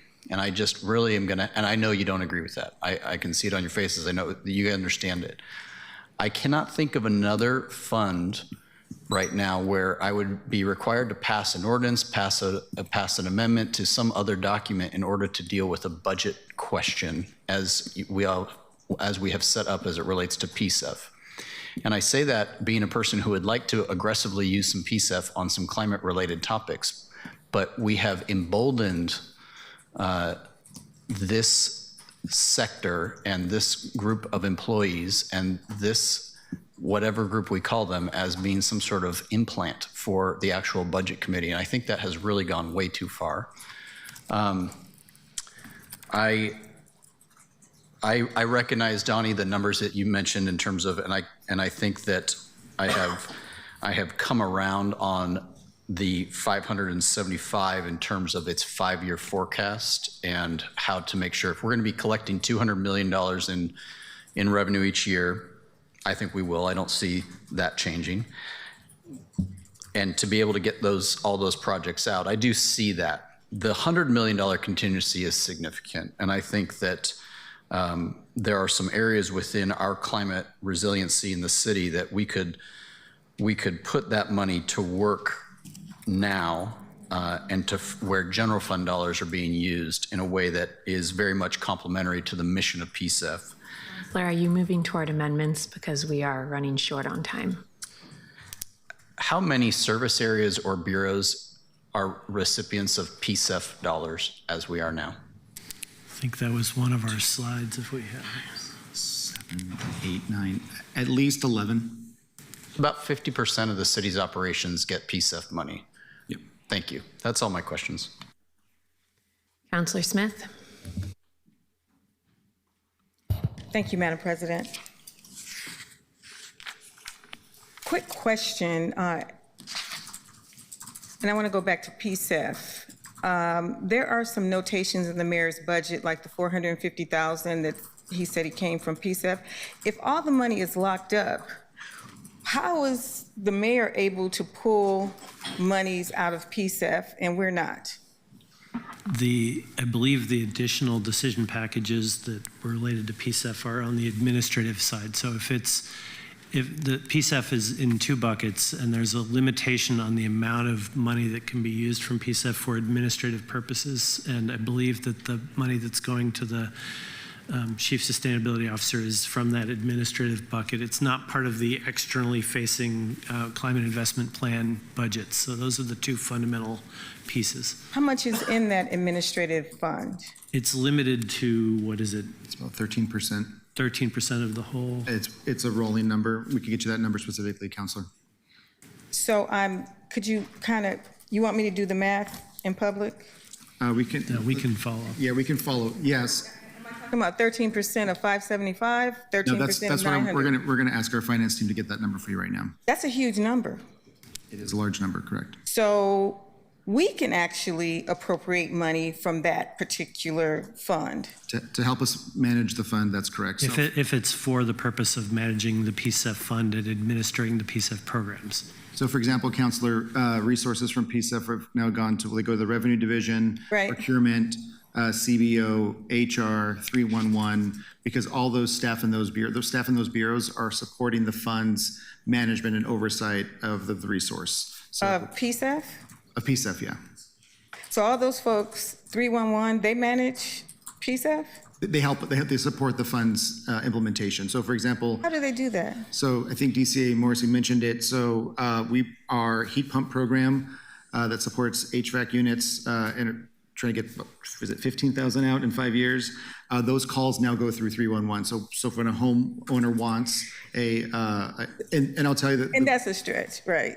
Because 311 is supposed to really be for people who are calling to get help with bureaus in the city of Portland, they're having problems. But to say that it's a PSEF-supported item is... PSEF-generated calls were substantial, and it exceeded BPS's ability to handle them. Yeah, Councilor, during the last heat crisis last summer, the call volume was substantial.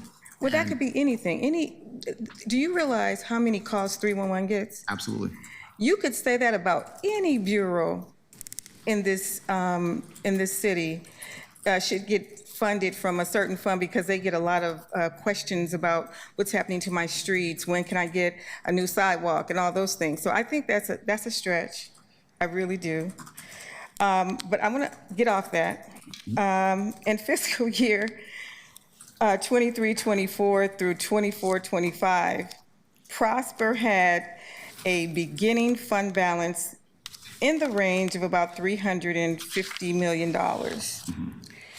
24 had a range of 354, 25 had a range of 361. But the proposed 25-26, it is expected that they will have a $216,461,660 beginning balance. And I got your financial summary, and I talked to your folks about it, and I still haven't gotten a line item in terms of the expenditures. So what did you all spend $145,512,904 on that made that pot so low? Thank you for the question, Counselor, and I'm fortunately can share that our CFO is actually here with you today to answer questions in detail. If I could call Tony up. Thanks. Counselor Smith. Yes, ma'am. Given that we have over an hour specifically with Prosper after this, do you want to hold that question so that No, we ma'am. don't have too much churn here? I don't. There's just a flag that we do have time specifically with Prosper after this for our Prosper questions. Okay. But while it's on my mind, Madam President,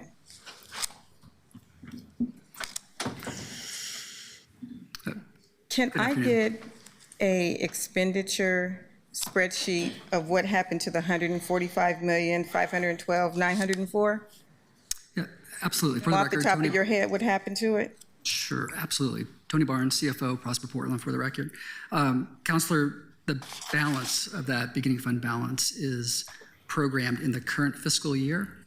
So in the expenditures for each TIF district in the revised fiscal year 24-25 budget, there are action plan projects, loan programs, grant programs identified in the budget document in that budget column.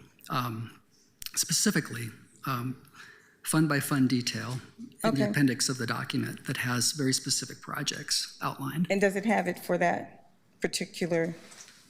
Absolutely. Okay, if you could just email that to me, because when we were looking at it, we didn't see that, and that's what I needed to find out. And DCA Oliveira, there are several operational efficiencies proposed within the mayor's budget. And my question to you is, would it be more efficient for Portland Solutions to be under the Portland Housing Bureau as opposed to the city administrator's office? Thank you for the question, Councilor. Portland Solutions covers a wide range of services and outreach programs that, while there may be some nexus, I think on the whole, it's covering things beyond the Housing Bureau's responsibilities and typical jurisdiction. And then one last question, Madam President. On cannabis, we continue to see dwindling funds from cannabis tax revenues. And across these service areas, we can see these dollars do important work for a lot of different communities. Can you name opportunities for existing cannabis businesses who want to do business development and who would like to use some of those resources that they actually put into our system to help them create a bigger, bolder, better business? And I've been told that those cannabis businesses were told by Prosper that they can't get any of those dollars for business development. And I wanted to find out if that's the truth or not, if there are businesses, cannabis businesses, that can receive money from Prosper to help them do business development. Thank you, Councilor. It's a great question. Two potential answers here that are relevant. One is there is a portion of the recreational cannabis tax dollars that come to us as part of the Inclusive Business Resource Network, and that funds work through our partners at New Project, which provide business technical assistance to cannabis entrepreneurs to help them, grow, scale, refine their products. In terms of direct access to capital for cannabis businesses, I'd refer you to the Reimagine program. While there were some cannabis businesses that applied in the previous round of Reimagine Oregon. None were actually successful and scoring above the threshold, but we are encouraging them to apply into the following round as well. I will note that. Oh, sorry, go ahead. But Reimagine was cut in this budget. It wasn't cut. We're just now at the level of ongoing funding that it should have been. We had a backlog to work through when it came over to Prosper Portland to the tune of $7 million. But ongoing, it's a little over $1 million a year. And so we are encouraging cannabis businesses to apply to that fund. Okay, I just wanted to make sure for the record. And we get about $7 million in cannabis funding? I think that's correct. Across all the different bureaus. Across all the bureaus. Yeah. Thank you so much. Councilor Murillo. Thank you. I just have a few questions and then I'll read one of my amendments. This is directed to the Portland Housing Bureau. Do you know what happens to PSEF funds if a program funded in part by, or no, I'm sorry, this one is to Eric Engstrom, my apologies. Do you know what happens to PSEF funds if a program funded in part by PSEF is cut during the budget negotiation process, and what is the process for reallocation? I mentioned before, our process is to consider annual updates to the CIP, and so we're tracking spending across the different programs. I assume you're talking about Bureau funding, but it may also apply to grants if some grants that we awarded money to don't pan out and we end up not funding the full grant. So we'll evaluate that spending rate each fall, and that's where there's an opportunity to fine-tune the allocations. Thank you. And I have a question for the Portland Housing Bureau. Yesterday, I asked about your capacity to support additional rental assistance programming. Would you be able to speak to PHB's capacity to support additional funding and programming in support for transitions to permanent housing or supportive housing services? I can speak to transition from shelter to permanent housing.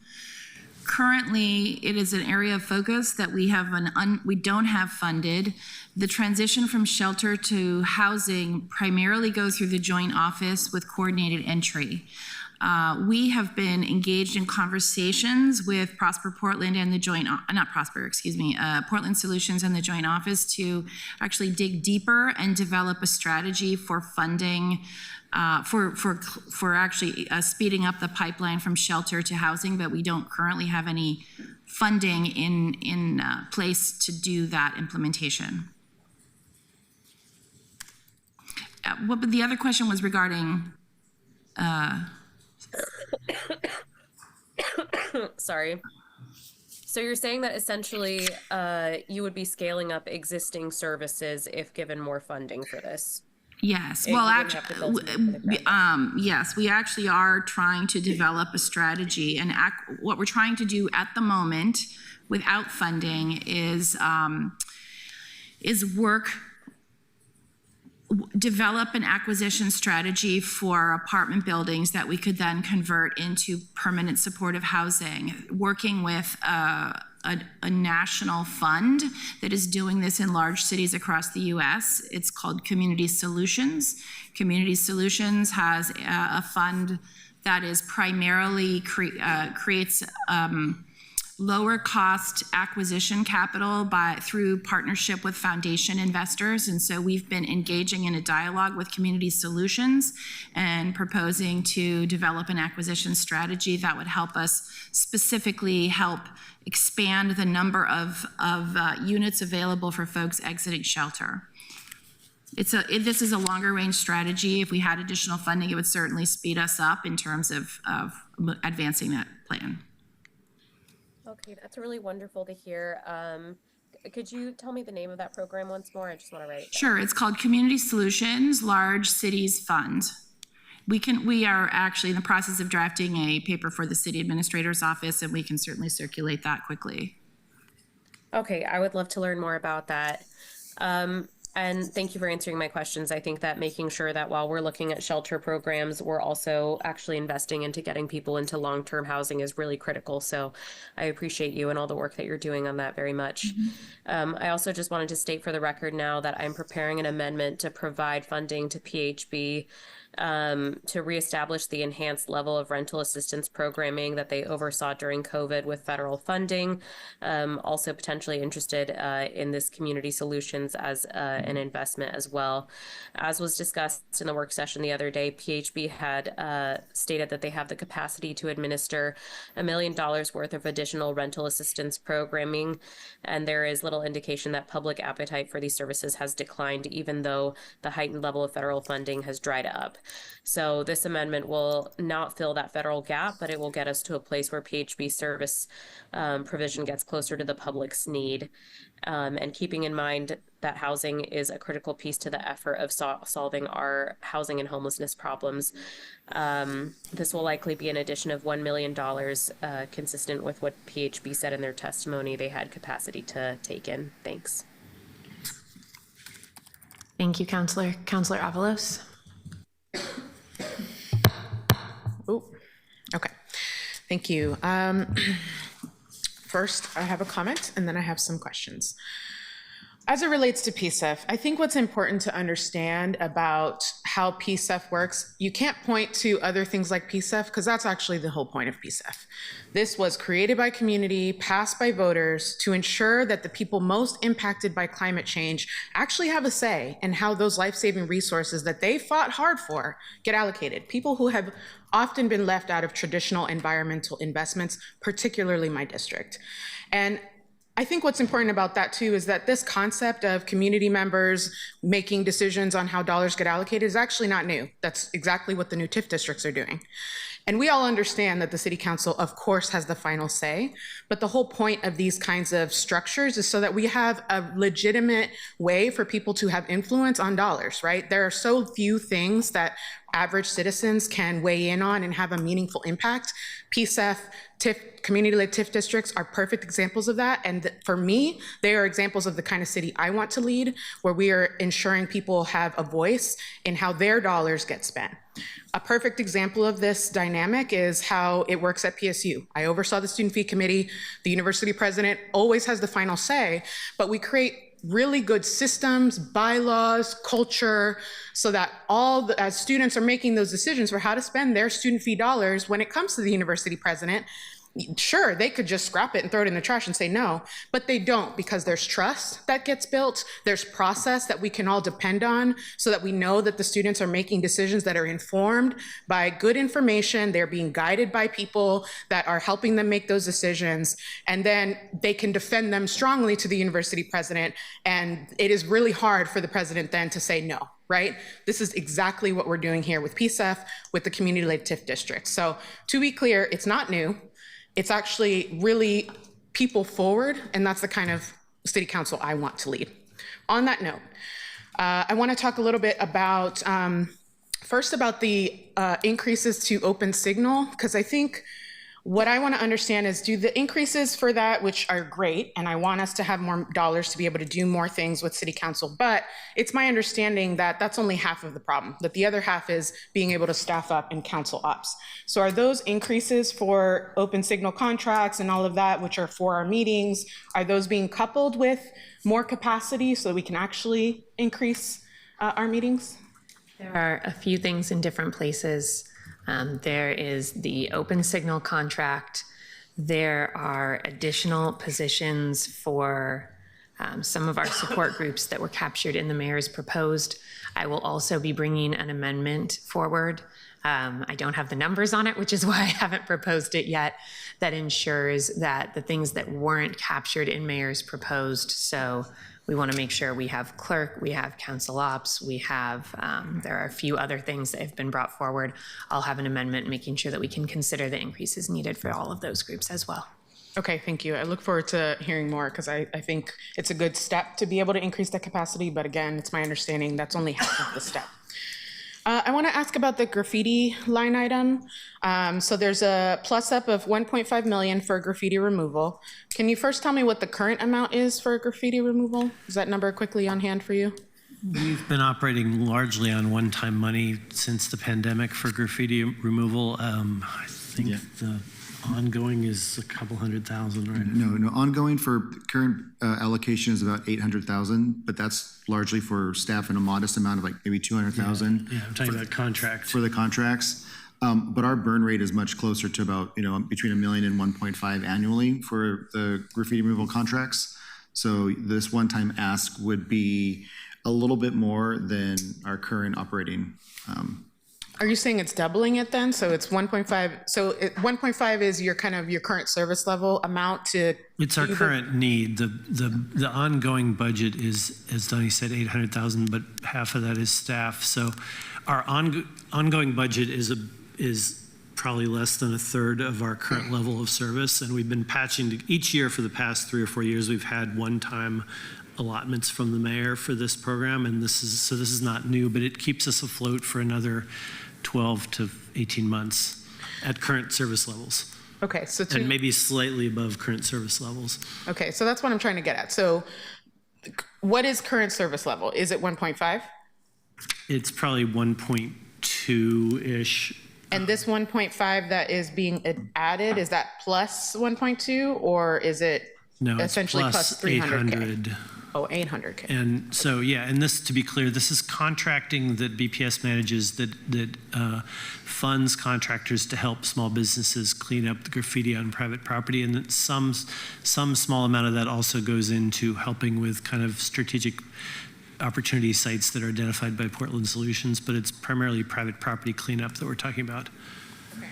So what I'm getting at, I'm just trying to understand, what is it that we're responding to with this money? Are we saying we need more money right now to do more graffiti abatement, or this is just simply to keep it at the same? I want to understand. It's a little bit of a mix. If this wasn't added, our service levels will substantially fall this year. The amount added is enough to increase our current service levels slightly, or to let that drawdown last a little bit longer. And then is it not enough? Is 1.5 actually not enough technically to you? Well, the not enough part is that it's one time. What we really need at current service levels is a 1.2 million-ish budget annually ongoing until the problem is solved. And so I think the theory of this is to push up the service levels this year in tandem with all the other things that are happening around livability and with the hope that the ongoing need is lower in subsequent years. Okay. That's helpful. I think that's all for now. Thank you. Thank you, Councillor. Councillor Dunphy. Director Hisrick, I don't expect you to be an expert on homelessness, but you are one of our experts on housing. I have been hearing from a lot of housing advocates who have concerns about our homelessness response and are urging us to move towards a system of rapid rehousing. If our city were to pivot our strategy towards rapid rehousing vouchers and getting folks rental assistance, do you think that there are enough vacant housing units in Portland right now to meet the need on our streets? And further, do you think that bringing more urgency towards getting the vacant, affordable units filled would meaningfully impact the situation on our streets? I'm sorry, what was the last part of that question? Do I think more vacant? Well, getting the currently vacant, affordable housing units. We've heard that there are a few hundred, perhaps, permanently affordable units that are unable to meet the need right now. But should we be doing more around getting those with potentially more rent vouchers or things like that? We absolutely do have vacancies that could be filled, and I think that's one of our strong areas of interest is to fill vacant units, especially vacant affordable units. And that's part of our work program with respect to shelter exits, really speeding up the shelter exits. I can't, just sitting here, I can't answer the question as, is there enough vacant units to address the homelessness crisis in Portland? We'd have to do some more analysis and come back with a response on that, but I think there is sufficient vacancies that we can actually make a dent in the number of folks. Finally, I will say on rapid rehousing, it works well with some populations. I think particularly with houseless families, that's a very important population to have a rapid rehousing model for. And I think there is a strong group of people. We are participating with the Homelessness Response Action Plan with the county on these kinds of conversations that are targeted to specific populations, and I would support a rapid rehousing strategy. Thank you. My next question is for Director Kuhnhausen, if he's still here. He is. Awesome. Okay.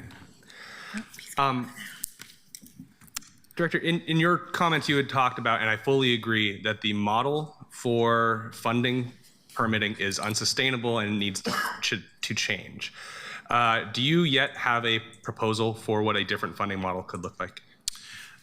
I do not, quite frankly. I know that this topic has been discussed. I believe there's outside sources that are working on this. I recognize the challenge from a citywide budget perspective, asking for general fund for the Bureau while other bureaus are also asking, have those same requests, puts us in a precarious position. And so for that reason, I believe there's someone else working on this. Fair enough. But it is undeniable that your Bureau and your colleagues in permitting development are taking the largest lion's share of the staff reductions. The mayor's budget proposes to cut almost over 50 employees. I was looking at the chart, though, the bell curve of our development demand and how low we are now. But I can't tell, I'm not smart enough to know whether or not this is a downturn in our local new economic norms or if this is a return to a pre-2012 market normal.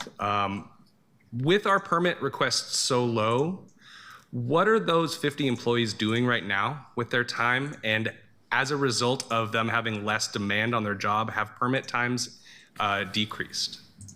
Permit times have actually decreased, and those 53 positions are spread across all of the divisions within the Bureau. They perform plan review, they do inspections, there's enforcement, there's the public infrastructure team, there are building plan reviews, so life safety plans examiners. They're doing that work currently. As a reminder, we've already laid off 74 employees, so that workload has already increased over the last year. There is a misconception that permitting is down. The permitting numbers is down. The valuation is down. The numbers that we've seen for permit intakes and issuance over the last 4 years has actually grown. So that work is still required to be done by the staff that are currently there. Great. That's a really important point to note because I think that there is an idea that there are 50 3 employees just sort of sitting around playing Tetris. And that's not the case, that they are in fact working, that there is action moving. It's just not paying the bills right now. Correct.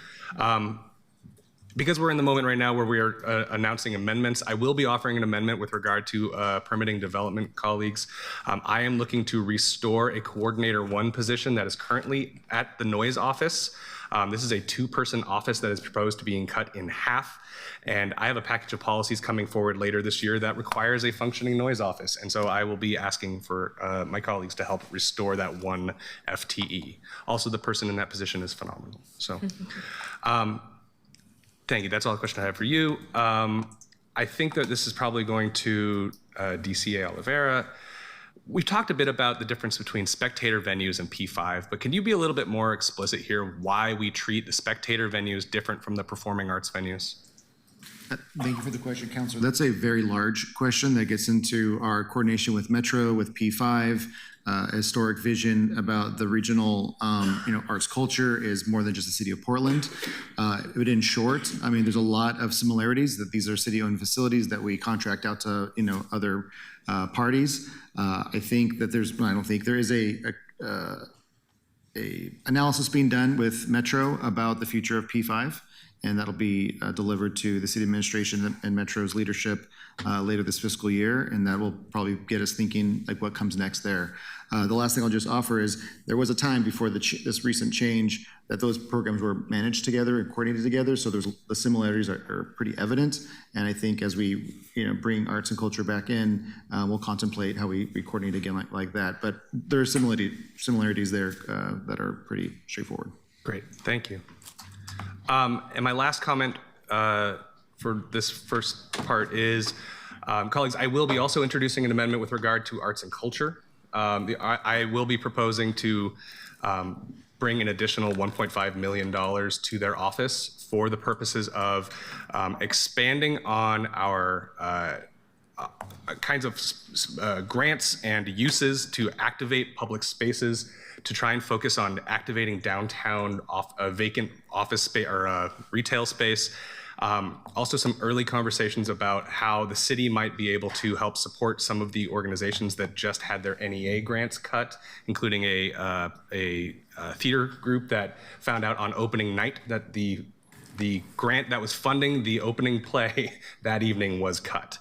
This is a relatively minor amount of money compared to the broader arts and economy budget right now. But this is specifically focused on what I ran on for office, that the arts are a tool for community development, economic development, and public safety. Those are the things we keep hearing about, and I think that we need to lean into the folks we have who know how to make that happen. So I will be introducing an amendment for that as well. And that's all my questions for right now. Thank you. Thanks, Councilor. Councilor Novick. Thank you, Madam President. Director Kuhnhausen, my question actually is designed partly to inform a discussion we're going to have about Councilor Zimmerman's proposal to reduce the number of tree inspectors. And the question is this: if we're doing 92,000 residential inspections and 39,000 commercial inspections a year, how many staff does it take to do that? More than we currently have. How many do we currently have doing that work? I don't have give me 1 second. I'll tell you exactly how many are in our inspections division. I believe it's 68 currently. However, there are 1, 2, 3, 4, 5, 6 supervisors, and there's a number of admin staff as well. So that number is probably closer to 40. So there's 40 people doing 140,000 inspections? Correct. Wow. My next question really relates to next year's budget rather than this year's, but I have to note that on June 5th, 2027, we will obviously be having a massive multi-million-dollar celebration of the accomplishments of Lionel Hollins, Bobby Gross, Lloyd Neal, Larry Steele, Dave Twardzik, Hearn Gilliam, Robin Jones, Johnny Davis, Wally Walker, aka The Who, Bill Walton, Maurice Lucas, and Coach Jax Ramsey in winning the 1977 NBA championship on that date. Is the Spectator Facilities Program planning for that and looking for money for it? Is that something the council has to be thinking about independently? Good knowledge, Councilor, first and foremost. I think the question of the future of all of our venues, many of which have overdue maintenance, is going to be coming up both from our side, but also for your contemplation on how to finance the overdue improvements. So yes. Thank you. Councillor Canal. Well, I'm gonna keep it there first. You mentioned the uncertainty around the Blazers, and just for the folks who might watch this in the future, if anyone wants to buy the Blazers and keep them here, I support you. My office is at your disposal to help, not only to keep this incredible 55-year civic asset here in Portland, but specifically in District 2. And if, on the other hand, anyone is interested in buying the Blazers and moving them, I encourage you to abandon that thought right now and go somewhere else. Portlanders love our team. We'll fight to keep it here. I sure will. Questions for Director Hisrich. Is there any limitation for you in the current budget in terms of getting the social housing study done? Now that we learned that the pro-housing grant is funded, I think we're going to be in good shape. To BPS on the graffiti side, I believe you mentioned having $600,000 in staff to manage $600,000 in contracts. Is that correct? Did I mishear that? That's not all they do. They're also, there's two staff that are existing and one that's additional. They also work with Portland Solutions on larger sort of strategic problem solving. They attend a lot of the Portland Solutions neighborhood meetings for problem solving. And then they also work, for example, with the Police Bureau on follow-up to graffiti and some of the prosecutions there. So it's not just managing those grants. Okay. BPS's graffiti program acts as like the air traffic control for all the other programs, including our state partners. So incoming comes to them and they figure out, is it Parks, is it private, is it PBOT, is it ODOT, Portland Solutions, and then they do a lot of that as well. Yeah. Relatedly, PBOT, Clean and Safe, PMO, BPS, I believe, all have contracts for graffiti abatement or work in that space. If we were to get down to one or one plus Clean and Safe, which city entity should own this work? There's reasons why, Councilor, that's, like PBOT, for example, because they manage the right of way. So it seems pretty logical. Parks has services as well. I guess it's a conversation that's been happening, but I will say that over the last year and a half, 2 years, the coordination has been fabulous, both within the city and with our state partners and regional partners. We would want a strategic reason to do it, other than to say consolidation makes sense. It might be this may be the right moment, because PMO's allowed, or Portland Solutions is allowed to be so much more agile, because they're not behind a computer grinding out, work orders and contracts. They're out in the public, they're getting the information, they're bringing it back. Like I said, PBOT and Parks actually has the infrastructure. So there is a little bit of method to this madness right now that I think is working out for the city. We've centralized the reporting and the dispatch essentially, and if we tried to have one entity do all the work, we'd still need to coordinate the access to the property and things like that. Okay. I got 4 more, so I'm going to rush through a little bit. Does this open signal increase give us enough to cover what we're already doing, or is it designed to cover what we might do in terms of the future there's a proposal to go to weekly council meetings that I introduced, for example? It's a placeholder number based on our experience in the first part of the year since January, so it probably will change again next year as we learn a little bit more, and I know things are a little bit in flux, but it's a 5-year contract, so this gives us enough flexibility to keep going. Yeah, and I know it's weird that you even own this contract at all for us, so I recognize that too, but appreciate that. Switching to PP&D, I just want to note slide 26 was pretty grim, and if you could pull that up so people can see what I'm talking about. Why are the fees below cost recovery, and do the proposed changes that we've already talked about get us back to cost recovery? So the fees in the public infrastructure bureaus, I don't have it in front of me, I apologize. Is it the one that said considerations? Is it that slide? Oh, it's up. 26. That one, and then the questions are unrelated. I just wanted to make sure that got back up on the screen for a moment. So most of our fees are at, I don't believe it's the fees are below cost recovery, it's that our current expenditures exceed our revenues. So while there are certain groups that joined PP&D where there is not sufficient permit revenue to cover those expenditures, specifically in those groups, generally speaking, if we have a higher amount of permit activity with higher valuations, it would cover the costs. Got it. For this one, this slide, 53 filled, 12 vacant FTE are proposed for eliminations. 2 questions. How many of those 65 are managers and how many are non-managers? And of the non-managers, how many are CPPW? I wouldn't be able to give you the CPPW information, but I'm happy to follow up there, but it's 47 represented employees and 6 supervisors. And then are the vacant FTE or any of those management level? I believe I'm gonna ask my finance manager to verify that. I believe there are, but give me 1 sec.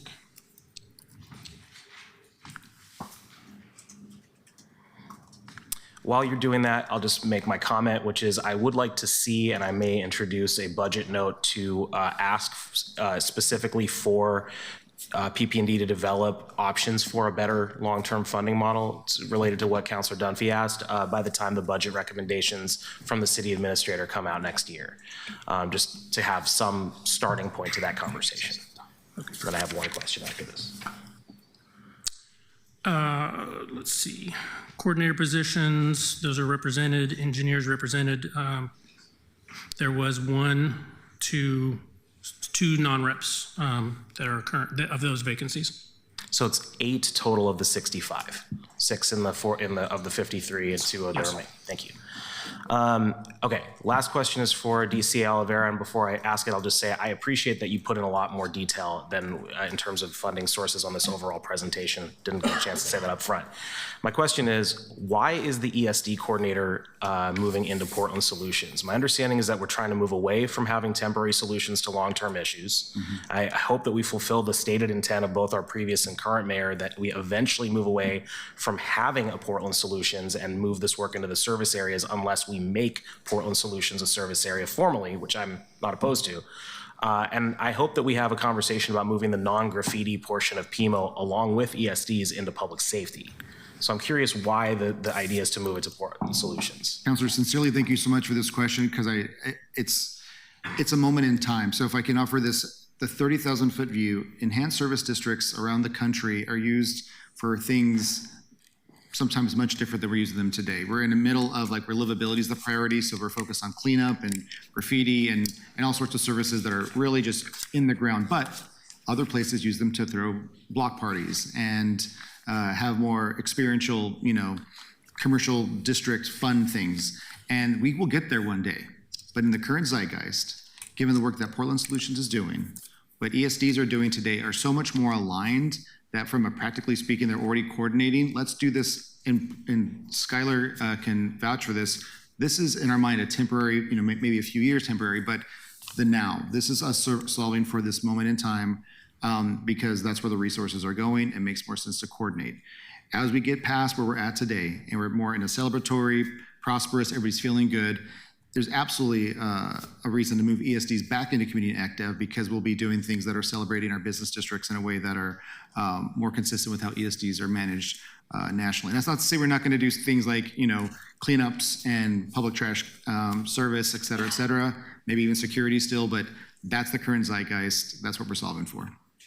Thanks. And then I'll just close by saying I'm going to co-sign my colleague, Councilor Avalos' point on PSEF in terms of philosophy and principle, and I'm also interested in learning why $100 million makes sense as a reserve fund. Thanks. Councilor Ryan? Yes. The good part about waiting a while is almost every question that I had has been asked, so I've erased a lot of questions. I will say after a little over 7 years of Paul Allen's death, it's great that we finally got news yesterday that the estate is putting it for sale. And Councilor Novick, I was so impressed that you got like every player on that team. That was cool. I cheated. Hoon was mentioned. I don't think he should be because he wasn't on that team, was he? Yeah. You weren't alive yet. Anyway. That's how he cheated. They looked up whether Calhoun or Walker was on the team that year. Yeah. Anyway, I went to that parade in 1977. It was a lot of fun. Anyway, that's why we're here, right? I have to say, you must be experiencing this, most of the people that I've seen, because we've been in this meeting before, right? Yesterday? Okay. So I'm also trying not to repeat everything that happened yesterday.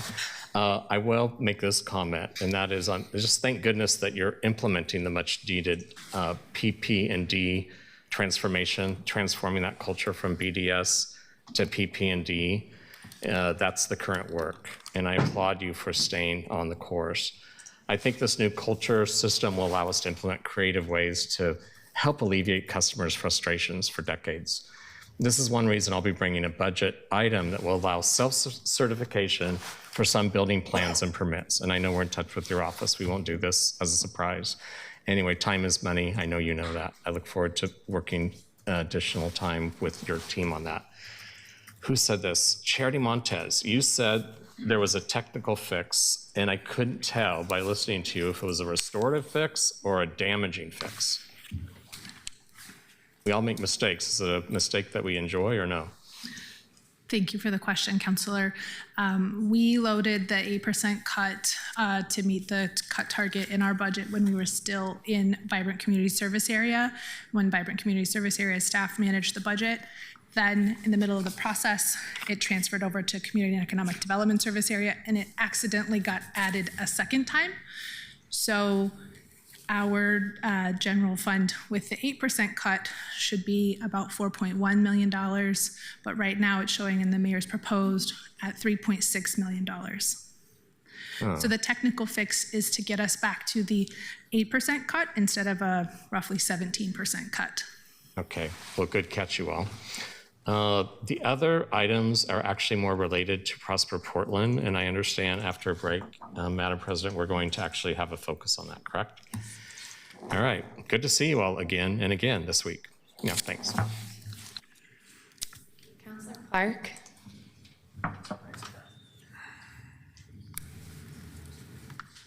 Did you call my name?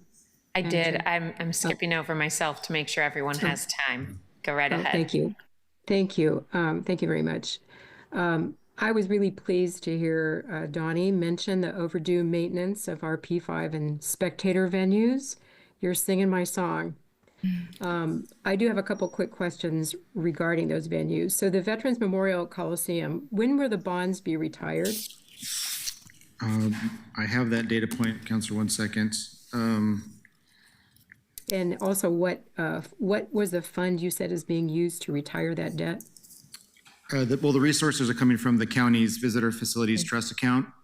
And while the project's due to be completed in 26, I'll have to look to our finance director to give me when the bond. You can give me that answer later. Thank you. You have to do it now. And if the Blazers, God forbid, actually leave town, do we have an outstanding liability at the Moda Center? Councilor, thank you for the question. That's a very complex, and I think we probably want to have that conversation a little bit later when we have more information to work from, but we are the owner of the Moda Center now. We do have an existing lease agreement through 2030 with the Blazers, regardless of ownership, and during that time, we'll contemplate our next step. Okay, that's fair. On a different note, I'm really anxious for the conclusion of the P5 committee that's working, and I'm hoping that they're exploring public-private partnerships. And I know that's going to be followed by a market analysis for what the community can support.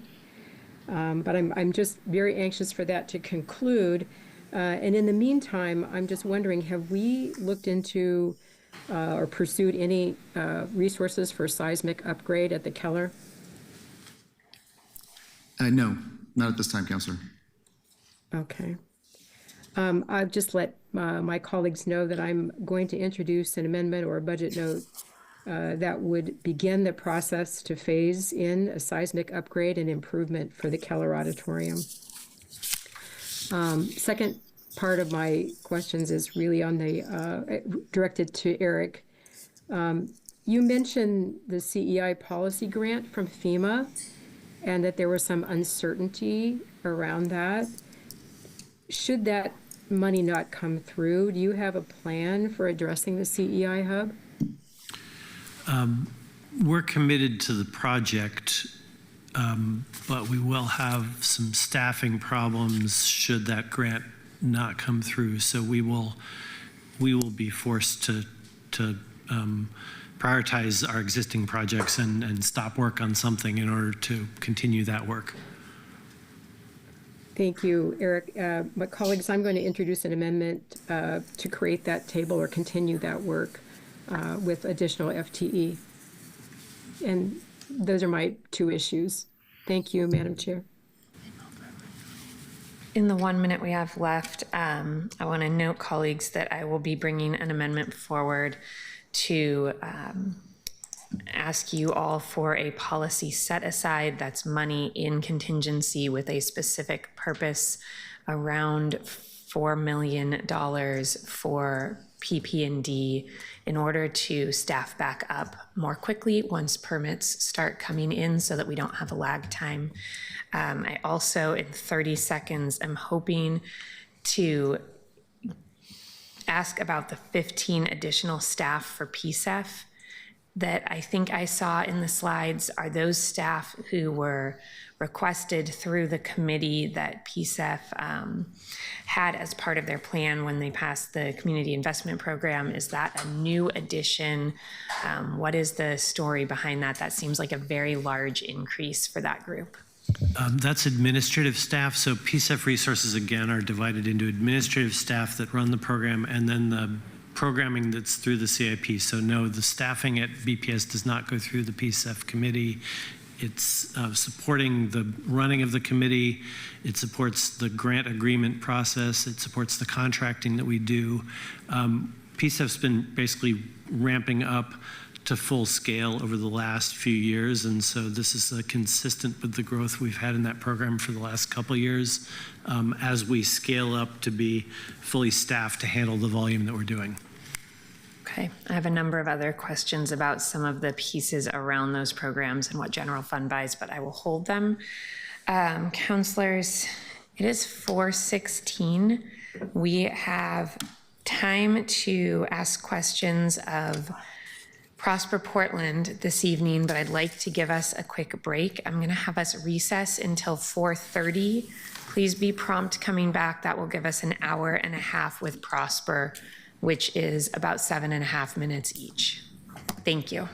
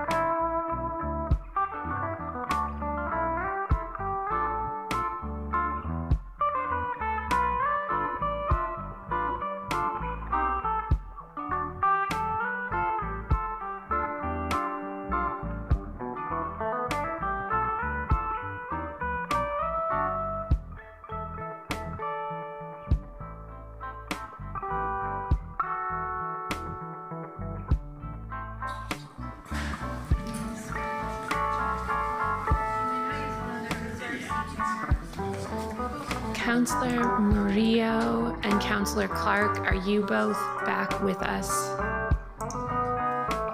Yes, I'm here. Just started being able to hear you. Perfect. Yes.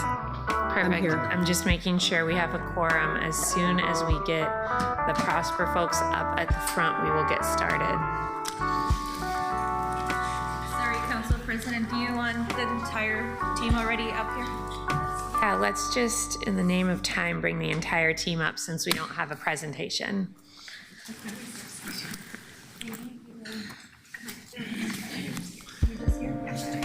So we are reconvening after a short recess, and we are convening the Prosper Portland work session of the Portland City Council.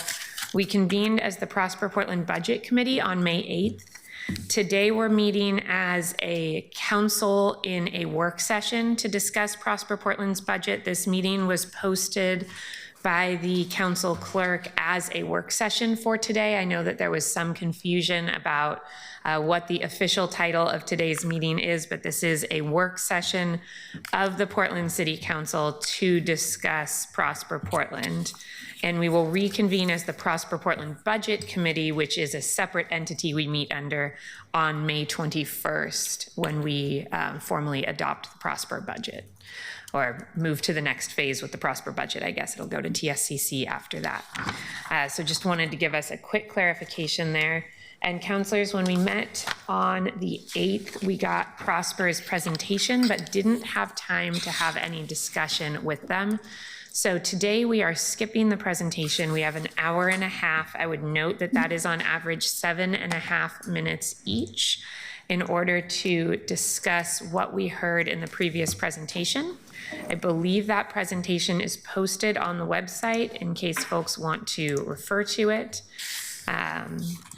And with that preamble, Councilor Green, you are in the queue. Would you like to kick off our conversation today? I would love to, Madam President. I'm going to start a timer here. I just want to start by saying thank you so much for coming back and rearranging your schedules to accommodate this. I was a little frustrated last week when we ran out of time to not ask questions, and so I just want to say thanks for seeing that and letting us kind of do the back and forth we need to do as the Budget Committee. So my questions are going to kind of start from kind of grounding myself as a member of this Budget Committee as given by Charter, Chapter 15-105, which gives us clear direction on how we are to sort of engage with your budget process. So firstly, the Charter requires that Prosper Portland's commission submit an annual budget to the mayor and council and a report that evaluates the activities of the commission with respect to the city's visions and goals for, in reflection of the previous year. And so my question is, did that presentation happen last year? Yeah. State of the city. The SOPAY report. Yes, I believe we did. We took the State of Portland Economy Report to City Council, and presentation of that report was both comprehensive of that year's activities and of previous TIF activities. Okay. I think the Charter, noted. I'll just leave that one alone. I think the thing I'm struggling with, though, is the Strategic Investment Fund is a relatively new creation of Prosper Portland.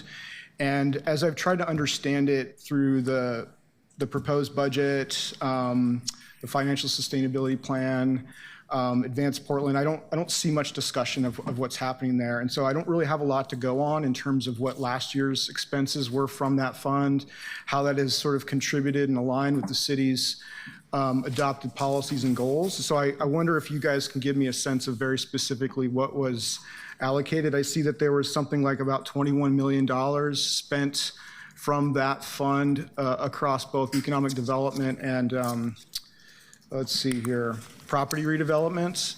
So can you give me a rundown of what that was?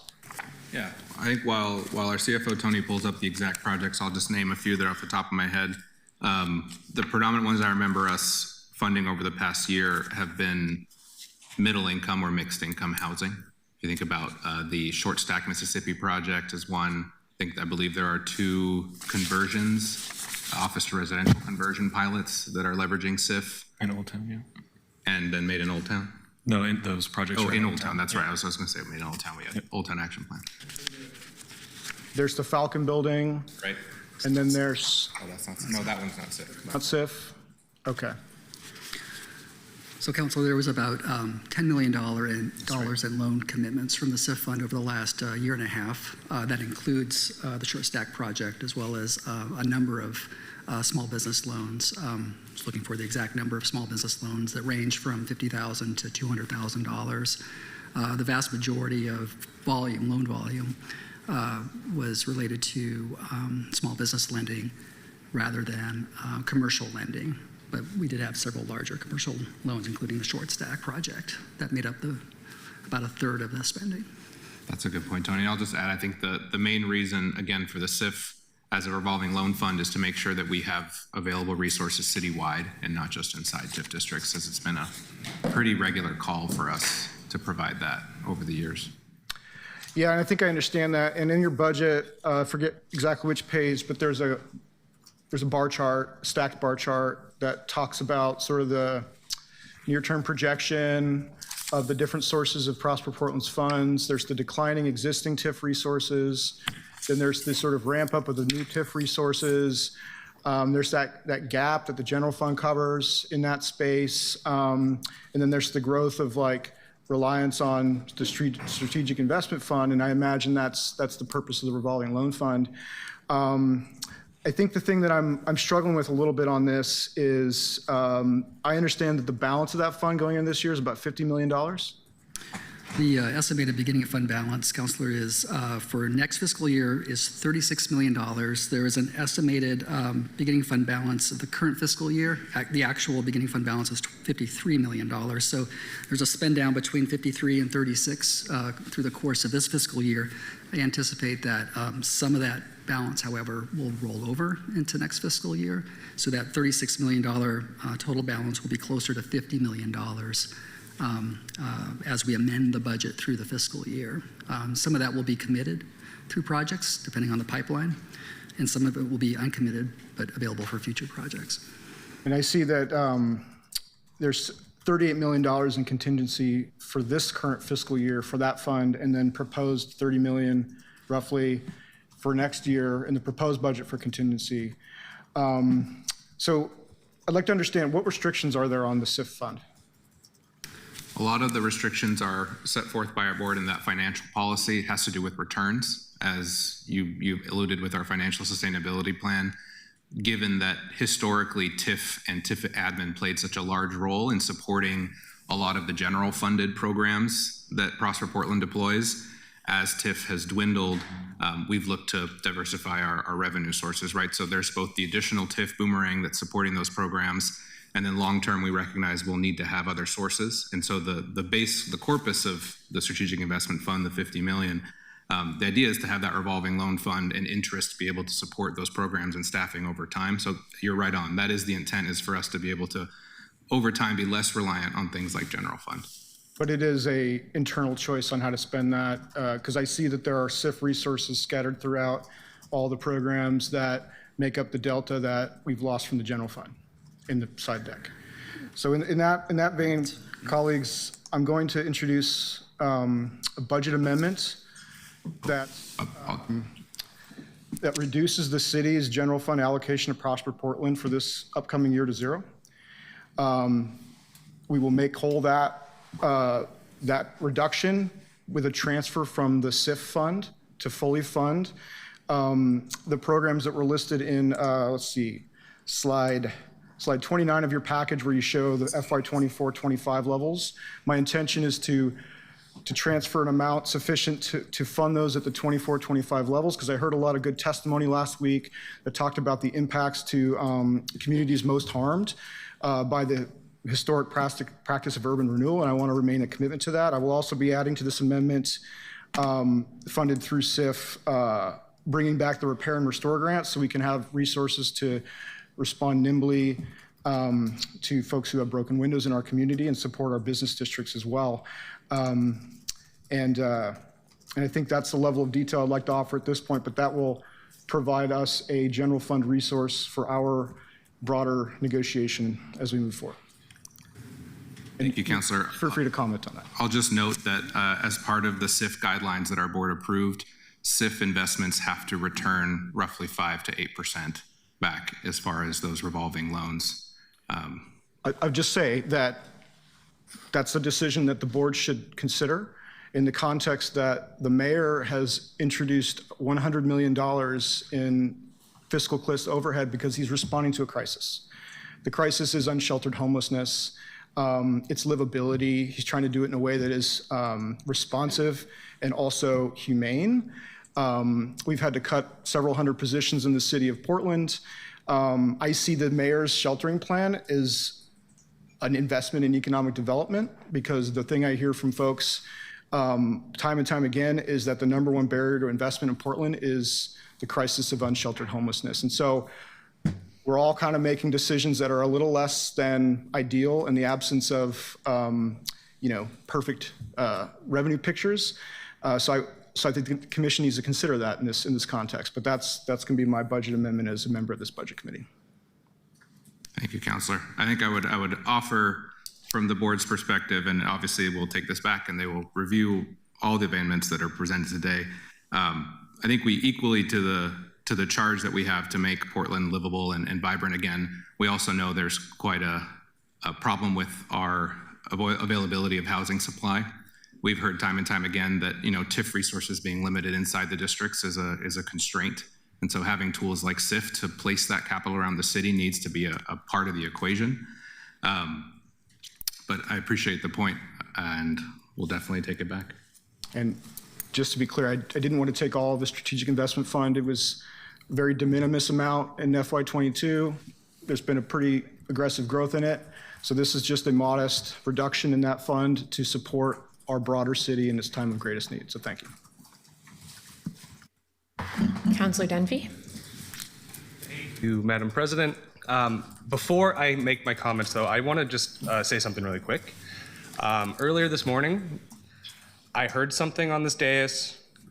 I had a reaction.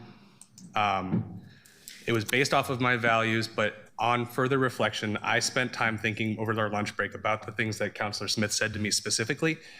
And on reflection, I really realized that I approached that situation incorrectly. And I should have approached it differently, and for that, I am sorry. I greatly respect you and definitely need your partnership in this. As with all of my colleagues, I will hold us all accountable, but there are better ways to do that. I did not think about the optics and the history of power and dynamics between incalculable things that I should have thought about, and so for that, I do apologize. Thank you, and I accept it. Thank you so much. You're welcome. Point of clarification real quick, Madam President. I neglected to say that this was a co-sponsored amendment with me and Councilor Dunphy.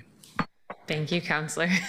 Thank you. And to that also, to the Prosper Portland presentation, yes. Councilor Green, thank you for your collaboration on this. This has been a number of great conversations about how we can respond to the moment that we are in and the crisis that we are facing and the need over the next 12 months versus the next 5 years versus the next 10 years. And I think that the amendment that Councilor Green and I are bringing forward is the right solution for right now. Thank you guys for coming back. I appreciate that you are here to help us get some additional clarification on the record. I am disappointed that the last meeting ran so long because now we don't have this, the ability for the public to be able to hear that about the deliberations. But thank you for coming back regardless. I have expressed my concerns, and I remain deeply concerned about Prosper Portland's role as the city's economic development agency. We've created an arm's length structure that lacks direct electoral oversight. And that may sound innovative in theory, but in practice, it just results in unaccountable decision-making, vague justifications, and missed opportunities. And I believe we have to revisit the question of not just how is Prosper funded, but whether the structures continue to serve the needs of our residents under Portland's new form of government. So with that in mind, I have some questions. Shay, Director Flattery-Baton, sorry. During your presentation, you or someone on staff, I think it was you, but someone from the Prosper staff specifically said that the arm's length relationship between Prosper and the city can actually lead to new creative opportunities. and new approaches. Can you identify, are there specific outcomes that Prosper has achieved that required this arm's length structure? And how do those outcomes compare to city bureaus in terms of community engagement, flexibility, and measurable impact? Thank you, Councilor. That's a fantastic question, and I'll probably let my colleagues weigh in, but I'll start off by saying I think I brought that up at the dais primarily to refer to the nimbleness of our systems. One of the benefits of having a quasi-governmental agency that's operating under a state charter is that we do manage our own systems, which means having our own IT, our own procurement, our own specialized legal team that specializes in, real estate transactions and business lending. And so I think that kind of nimbleness and being able to speak the language of the private sector to engage in public-private partnerships is a specialty that allows us to not only deploy funds more quickly. I can't count the number of times that City Council has allocated funds from projects that have sat and just, encumbered funds over the years at City Council only to come to Prosper Portland and we get it done in a year. So that's mainly what I was referring to. I mean, that's not wrong. You're absolutely right that our bureaucratic systems are slow, and we are an enormous machine, and the bigger the machine, the slower the cogs turn. But also sometimes that flexibility also leads to some decisions that lead to some public scrutiny, like even outside of Prosper's policies. The $7 million loan for the shoe manufacturing in Old Town, for example, comes without that sort of guarantee of public accountability. To that same end, in your presentation and in the budget documents, I've noticed that the general fund grant funds from the city and the cannabis tax funds are in a single line item. Are those actually combined in the budget? Are they intermingled, or are they accounted for individually? Thank you, Councilor. Those are in the on the general fund section of the budget document, page 30 of Prosper Portland's proposed budget. Details out, and it corresponds to what's included in the City of Portland Mayor's proposed budget as well. So there's a reference there. Thank you. I didn't see that. Getting into some specific programs. With regard to the film office, my office was told that the universal film permit remains aspirational, and that the film office and this project in general is perennially at risk. Hasn't the greatest challenge to this office been the fact that they are trying to issue permits in a different city, in a different government structure, and that by having the film office in Prosper, it creates some additional challenges? I would say the Office of Film and Events is not obviously a permit issuing body, but they're there to help applicants navigate that process with a lot of expertise and background in that.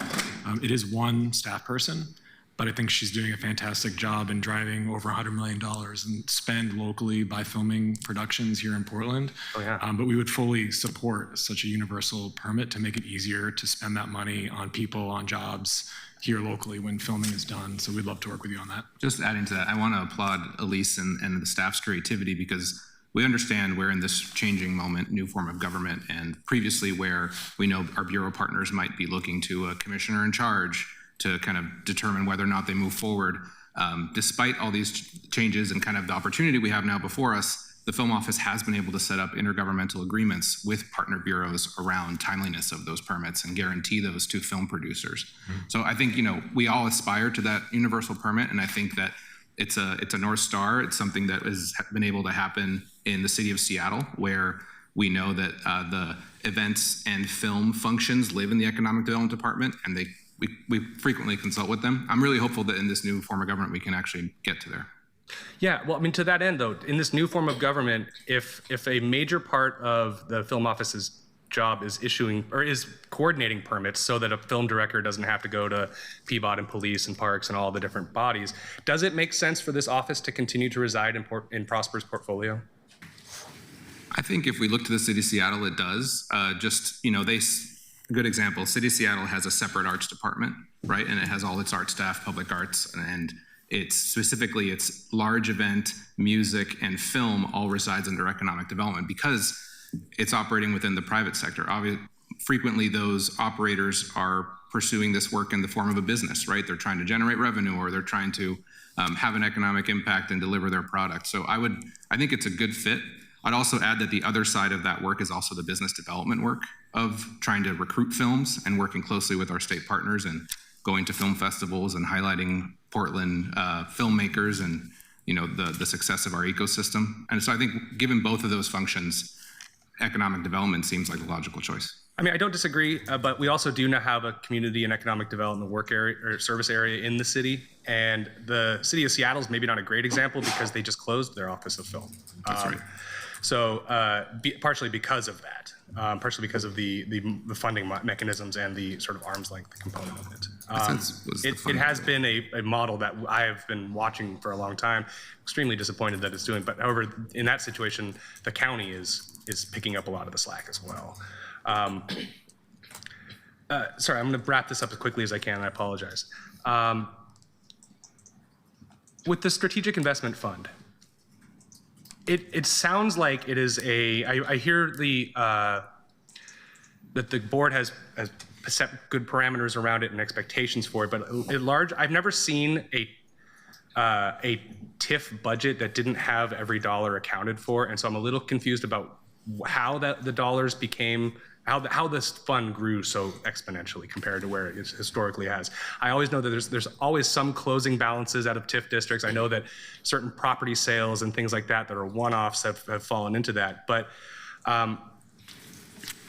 when it comes to some of the dollars that are in there, are there things that didn't get built that were supposed to be built, or investments that didn't get invested in as part of these retiring TIF districts? We could get back to you on that in more detail specifically, but to my knowledge, all of the investments that went into SIF were from, like you said, districts that were closing that had already completed action plans many years in the past. And so there weren't necessarily outstanding community expectations for those dollars. I do think, the portfolio of return that our board expects from those dollars, they did contemplate, should the SIF have more of a grant function, right? And I think ultimately they wanted to maintain the corpus of the revolving loan fund, so this wouldn't just be a flash in the pan. We've had so many examples of resources over the past 5 years that were available at a one-time basis, and so spending this fund down as quick as we can when we know that a revolving loan fund could benefit the city for years to come, I think that's our board's reasoning. Just to add, we'd be happy to share with you, of course, the $10 million that Tony mentioned and committed loans from the fund. The intent is not at all to make it untransparent, and it's reported to the board, reported to the public, reported to the community as we're making them. So there's no intent to be untransparent in that way. I don't mean to be implying that you are hiding the ball. I do not think that that is the case. Okay, my very last question is with regard to the Office of Small Business. Again, I spent, my past tour of duty in this building, I spent over a year researching offices of small businesses in other districts and other cities. Found that the biggest community need historically was permitting help. And again, with regard to being an arm's length reaction between the permit issuers and Prosper, I found at the time that the model didn't make sense for our old form of government. And I've not considered it in the new form of government. But what is the model that this office is being based off? And is it the right fit for Portland right now, especially considering that permit navigation is historically the biggest question that is needed, and this office in Prosper would not necessarily be able to do that. I think the feedback we're seeing from the business communities, small and large, but really small throughout the city of Portland, is that it is needed right now. The office is 4 people. The website will go live in the next week or so, but a lot of those people have already been out in the community with listening sessions, with districts meetings with many of you. And permitting is one of the biggest needs, but permitting really does range from a whole bunch of different types of permits that small businesses might encounter. And then there's a whole bunch of other needs related to resources that they might be eligible for, technical assistance programs that we otherwise have, that provides a front door to all of those types of things to the city. So that's really the intent, is to try to make it very simple and clear and accessible for all small businesses across the city, in perhaps ways that they haven't experienced before. I think I'll also just add to that given that Prosper does host a preponderance of small business resources and speaks the language of small businesses, I think it makes a good sense from the point of view of customer service to have it live with economic development. And I'll note that I think we have Mitch Dougherty here from the Office of Small Business. He's had nothing but success connecting with Bureau partners, and we've heard already great resolution, but not just across permitting, but everything from water and BES and utilities. Like there's so many touch points with a small business. Certainly permitting is a large one, but who else besides Prosper, who interfaces across all these different bureaus as part of our everyday work, could actually, help navigate folks? I'll just close by saying we desperately need economic development. We desperately need small businesses. We're a small business town. We're not a big corporate town.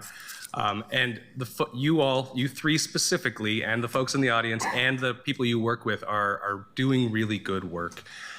My concern is not with the work that you are doing, but rather I have a structural concern about the form and the relationship between the city of Portland and Prosper. But I do thank you for all the work that you're doing, and I want to continue that conversation. So thank you. Councilor Avalos. Hey. First of all, happy birthday, Shay. Thank you, Counselor. Sorry, I had to embarrass you. And I know you're getting some tough questions on your birthday, but you're doing great. So I feel like my question, I kind of have two, but I really want to start with this. It's a bit philosophical, but it's clear to me that many of my colleagues here feel uneasy about the fact that our economic development strategies are structurally and politically outside of our purview, given Prosper's charter. And yet, as leaders of the city, people are specifically looking to us and holding us accountable for the city's economic recovery, not necessarily Prosper. The spotlight is on us.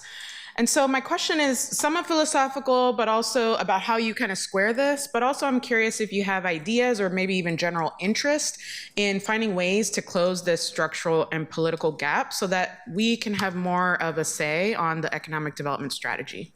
Oh, that is an excellent question, Counselor. Thank you, and thank you for the kind note as well.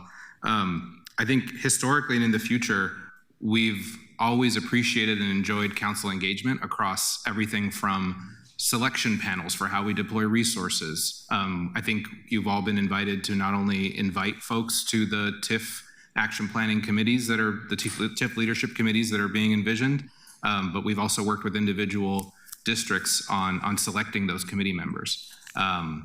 I think having an open seat for council and their staff to attend those meetings, being able to stay abreast of all the new developments, I think all across the board, we see nothing but collaboration in the future with this council, and not only from a responsive, but also a proactive way. As projects, decisions come forward, there's so much overlap between the TIF districts and now the new city council districts. It just makes a lot of sense that we stay coordinated and collaborative with you all.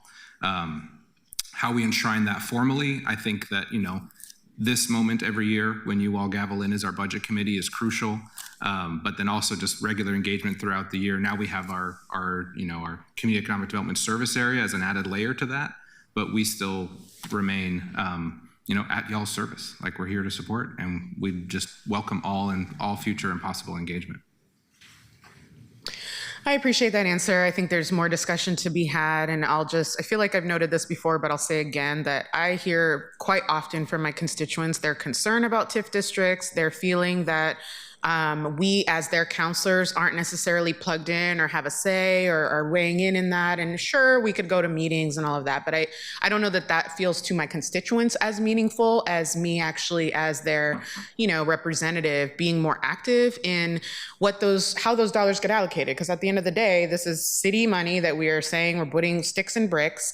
Right. And I think I feel a little disconnected from it, I'll just say. And so I would like to we could talk offline about what that looks like. But again, I think the larger thing that you hear in a lot of my colleagues is just, again, this just feeling of like, what is exactly our relationship to Prosper given this structural charter difference, and how do we, really be involved in the economic development strategies? So I'd like to just keep talking about that. Thank you, Counselor. If I could add one thing, I think sure. As beyond our budget committee, the fact that you all by charter and by state statute approve both the TIF plans and the TIF action plans every 5 years are critical. And I think, this goes back to the earlier conversation. I think we're interested in making sure that we honor ultimately council. Ultimately, you are the decision-making authority for the TIF plans and the action plans. And we also have to balance, the feeling of community and uplifting those voices through the leadership committees. So I think I'm looking forward to those conversations, because honoring that dance of both your authority and the communities is critical to us. Yes, and you know very well that I care deeply that community has a meaningful say in how we allocate their dollars. My last question is just about the Office of Small Business. I guess, well, first I'll say a couple of us D1 counselors went to a Venture Portland thing, and we had the Office of Small Business there. They're very enthusiastic. And so just kind of hearing from them directly, some of your staff there, how they're planning to, I guess, measure their success. But I want to hear from you directly, because this is a new office, because it is clearly really important to the city that small businesses have support. I'll just make an anecdote to say my nail artist, she uses ChatGPT to navigate the city, which I think is crazy. I think it's kind of cool, but it's also crazy that people are really turning to other things because they don't feel supported by the city. They don't feel like they have easy ways to navigate all of our processes. So how are you all measuring your success? What are the performance metrics or outcomes that you're looking at over this next year to see the effectiveness of that new office? Yeah, at a high level, the goal is to support over 500 small businesses in the city with the new functionality that the Small Business Office has, a team of 4. And they have, as Shay mentioned, a great background. The manager obviously started Built Oregon, really familiar with consumer goods products, the entrepreneurship network here in the city. But then they also have strong legal and financial support that they can offer directly. But then they can bring people in and help them access other resources that Prosper or other parts of the city or even non-city can offer. So as far as metrics and benchmarks, we'd love to work on driving some additional kind of awareness of outcomes that come from that. It's been remarkable that they've even helped resolve some utility bills, like very large ones for businesses that were not in a good position to resolve some of those yet before they've even launched. So some of that is hard and anecdotal to measure, but we'd love to tell that story quantitatively, to your point, and work with you on that. Yeah, totally agree that hard to measure and also really important to be nimble. That's what I hear in what you're saying, and I want to encourage that. I know business touch points themselves doesn't really tell you a lot. I'm saying 500, and so I get you want to know more. And so we'd love to work with you in terms of how do you measure some of the outcomes beyond just the total number of businesses supported. Yeah, and I think this is a good example of what I was speaking to in the last question, right? How can we be better partners on some of these strategies? So thank you for all your hard work. That's all for now. Thank you. And counselors, I do want to point out that we do have a Prosper board member with us now. So when these questions come up about board authority versus council authority, Shay, if it's helpful for you to call board member Higgins up. She is in the audience now. I know she's behind you, so you may not have seen her come in. But you have a phone a friend, and counselors, you have somebody else you can ask questions of if it's helpful. Counselor Ryan. Thank you, Madam President. It's good to see all of you. Was it Monday night? Was that when we had the budget session with Prosper? Was it just 2 nights ago? Thursday? Last Thursday. Great, all the days are blending together. I did notice that half of the colleagues were gone at that time, and I thought it was the best testimony we've heard in this chamber in a long time. 1, we heard testimony, which was great. And then 2, we heard testimony from, I thought, the most diverse group of Portlanders that are actually working their tails off to try to make their businesses work in Portland. So I will acknowledge that Prosper was the one that brought that type of testimony to the dais, and I appreciate it. And for those of you who had to leave, I hope you have a chance to see it. Thad Fisco's comments were particularly strong, I thought, because I hear it over and over again, but you don't hear it in the chamber as much, and that his college-educated children are not returning home. I want my fellow Portlanders to catch that. His college-educated children will not return home, period, end of story. And he said it hurt, because that's just not the Portland story.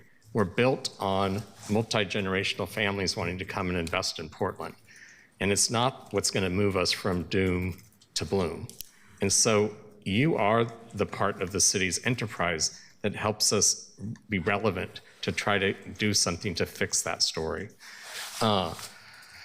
The other common theme I've heard since I was first elected in the fall of 2020 is our small business storefronts. They just continue to struggle. Every year we keep thinking it'll get better, and then every year you've heard me in this time of year ask you that we have to replenish the restore and repair grants. You know this, it's been happening for the last 3 years.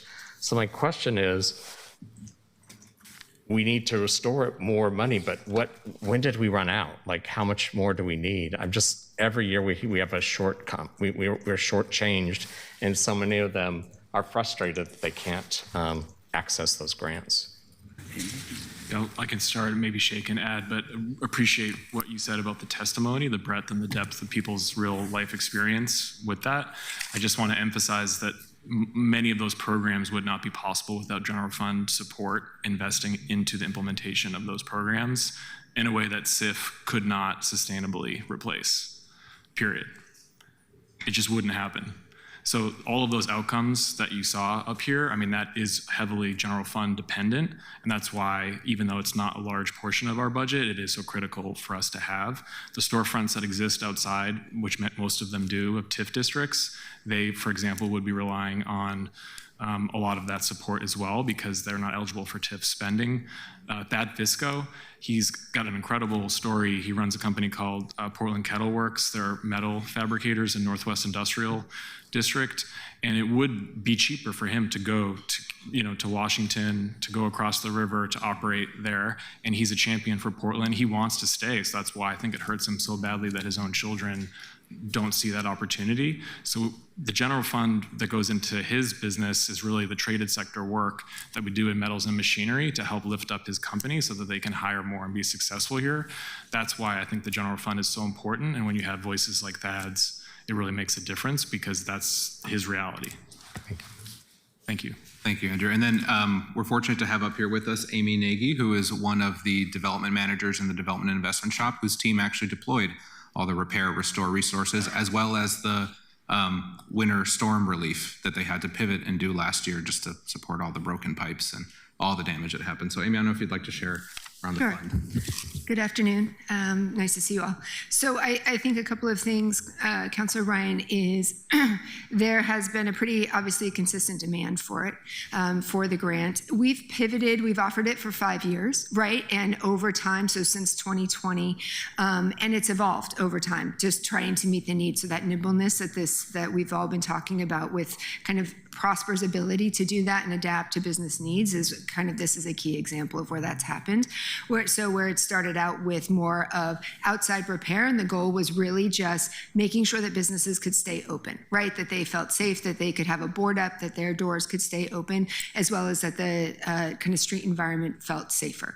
Then it's evolved into being able to go into the actual space and actually provide more inventory, right? So when inventory is stolen, et cetera, nobody wants to file insurance claims because people were starting to become ineligible for insurance, which is the worst kind of case. And so folks were pulling actually out of their own savings in order to do this. Winter storm was another example where that was an unforeseen impact and we were able to do that. So I think we've seen, and thanks to a lot of the ESD work and the cleanup and the safety efforts that have been made there, we've seen a lot of improvements, but the break-ins still do happen, right? And so the window's still broken, et cetera. I think to answer your question on the estimate of how much do we need, it could be an ongoing program, and I think, and I will, as the person who oversees the team that does that, each year we think that this is going to be the end of the program, right? And it continues to need more. So I would say having the range of which the average is about $6,000 is what a business usually applies for. It can go, we will set a max of up to $10,000 to $25,000 that actually allows them to come back. So for folks that are in areas of repeated break-ins, that's been very beneficial for them. So I would say anywhere really making it meaningful is a minimum of $500,000. I would go even higher because also you think about administering the programs, what that takes. So that takes staff, obviously, by the time word gets out, et cetera. It's a real disappointment to have to tell folks when your grant program is closed because the funds are exhausted. And that's happened to us multiple times. Everything you said was easy to follow. And what I keep hearing is what you said about insurance availability. Mm-hmm. So now they just can't afford insurance. So they're not even offered insurance. And we're dealing with issues in Portland that we've never experienced before. So they can't even get insurance. So when you say, should this be a longer term program? I think we're answering the question right now. And so our office will be having an amendment to make sure that we can restore that. We'll be in touch with you to get the numbers that you were speaking of, because 2 times in the last month I've heard this quote, and that is, "I'm one more broken window away from going bankrupt." And these are people that aren't making money, but they just are trying to survive. Another Prosper initiative I heard about in the budget session was we were talking about the small business office, and I heard the conversation that just took place, but I couldn't tell if you're going to have one person staffed in each district, so there's 1 per district. That's correct? Right now, we have, sorry, Andrew, go ahead. Okay, yeah. We have 2 staff that are doing 2 districts each, and then we have 1 who's more focused on online intake and online systems. What does that mean?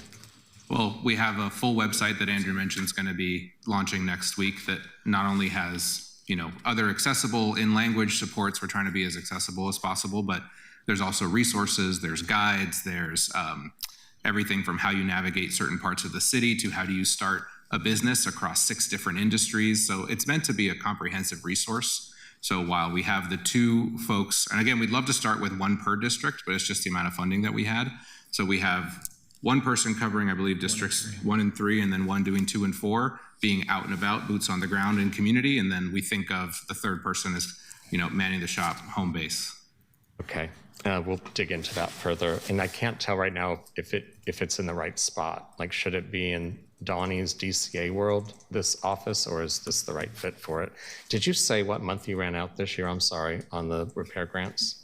So we ran the program, we closed the applications in December of 2024, and that gave us a couple of months to process the applications for eligibility, disbursements, and so the funds were exhausted by the end of February, early March. No wonder everyone wants to talk about this. Okay, so they have not had access for almost 6 months. That's correct. Okay, great.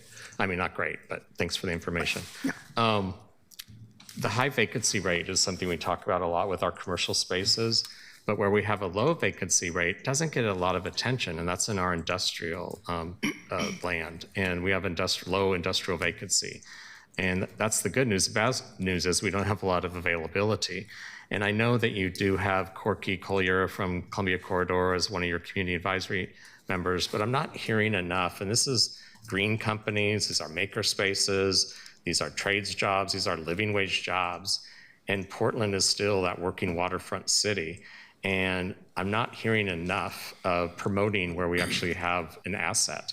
Can you tell me why, when I'm in this position for the last 4.5 years, we don't talk a lot about the opportunity that we could have by drawing in more makers and more green jobs for these industrial slips? I think you're right, Councilor Ryan. We should be talking about it a lot more. As you mentioned, Corky Columbia Corridor Association, Swan Island Business Association is on the community budget committee that we have, and we work closely with him through our industry liaisons that we have in our traded sector work. We would love to continue to work with BPS and others so that the economic opportunities analysis reflects the need for continually ready and available industrial land, because you're right that many of these jobs are not necessarily four-year college degree jobs, but yet they do have high earning and high mobility potential to them. Yeah. So we need to continue to create them more and more here in the city of Portland. I appreciate that. I think we're lacking that vision and chutzpah on this topic, and it really is an economic driver, and I don't think we're spending enough time and focus on that, and I'm confused why that's been the case. We wish we had more space, and frankly, some of the acreage is brownfields, so it needs to be remediated, which obviously drives up the cost and makes it a little bit more inaccessible to create new plants or new businesses, but we should be investing in what we have to create those types of jobs, especially District in kind of 2 the green lines, of course, section. both the Willamette River and the Columbia River, and we have a lot of those in our district. Yes. Councilor, one good thing to add, just as a bright note in this space, is that I'm very excited by the partnership with our Bureau of Planning and Sustainability with an additional PSEF allocation, I believe, just recently for the Clean Industry Hub. And so, that's a sizable investment that we think could, jumpstart some initiatives in this area in a really exciting way. I want to just thank Prosper for being a part of the coalition of public-private partners that have gone down to Salem to move the bill along to actually have the infrastructure to sustain our festivals on the waterfront. That is the state's waterfront, and we are expensive for our current festivals every year to recreate all the temporary infrastructure you're seeing right now with Rose Festival.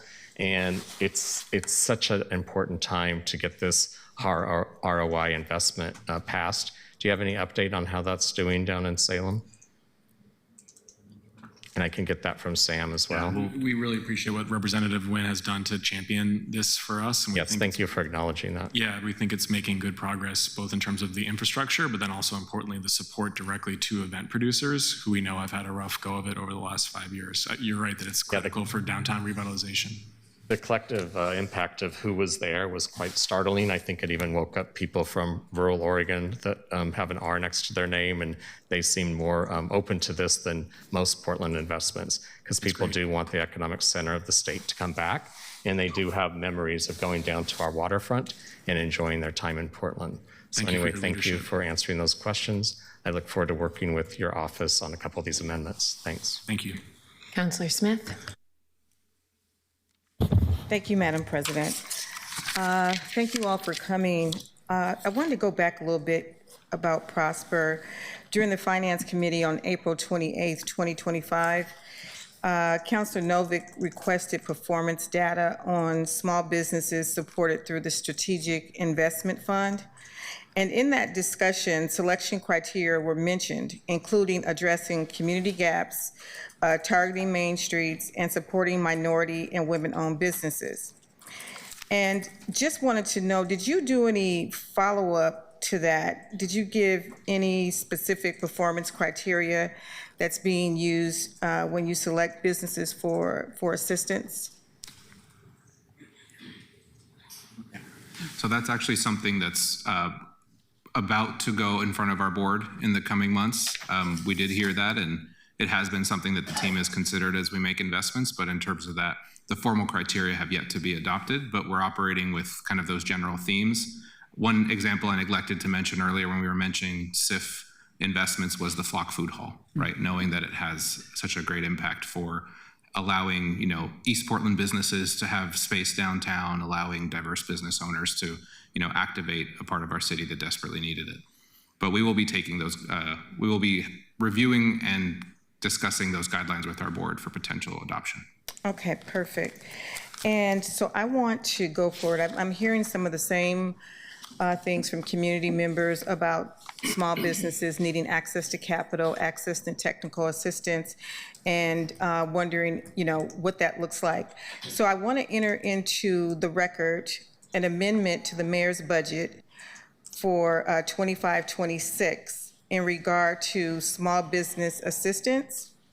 It would be to allocate and decrease $5 million from the Community Development Block Grant, the CDBG money, federal funds in Prosper and/or in the Housing Bureau, to increase the budget for civic life initiatives through the targeted small business grants and loans for fiscal year 25-26. And the background to this is that small businesses serve as the backbone of Portland's economy, fostering community development, creating jobs, and enhancing neighborhood vitality. Considering the economic challenges that are faced by many small businesses in District 1, I believe it is essential for the city to strengthen its support mechanisms through financial assistance, thereby promoting equitable economic growth and community engagement. And the proposal is to approve an increase of $5 million to existing civic life budget and to be sourced from the CDBG federal funds, designate these funds to establish and expand a small business assistance program that provides grant and low-interest loans to low and middle-income folks for 25-26 and ensure equitable outreach and distribution, prioritizing underserved communities, minority businesses, and entrepreneurs who are disproportionately affected by economic hardship. And this amendment will bolster, that's what I believe it will bolster Portland's small business ecosystem, and it will stimulate the economy and enhance community engagement and vitality throughout all the neighborhoods. And the reason why I picked the CDBG money is because there are a lot of small business owners who make under $100,000 a year. Those small business owners that work with the Gateway Association, the Soul District, Park Rose Business Association, those are really small potato type of businesses, and they just need a little bit of help, and they're not getting it from us. When people see that we're waiving system development charges for market rate developers, that's not a good look.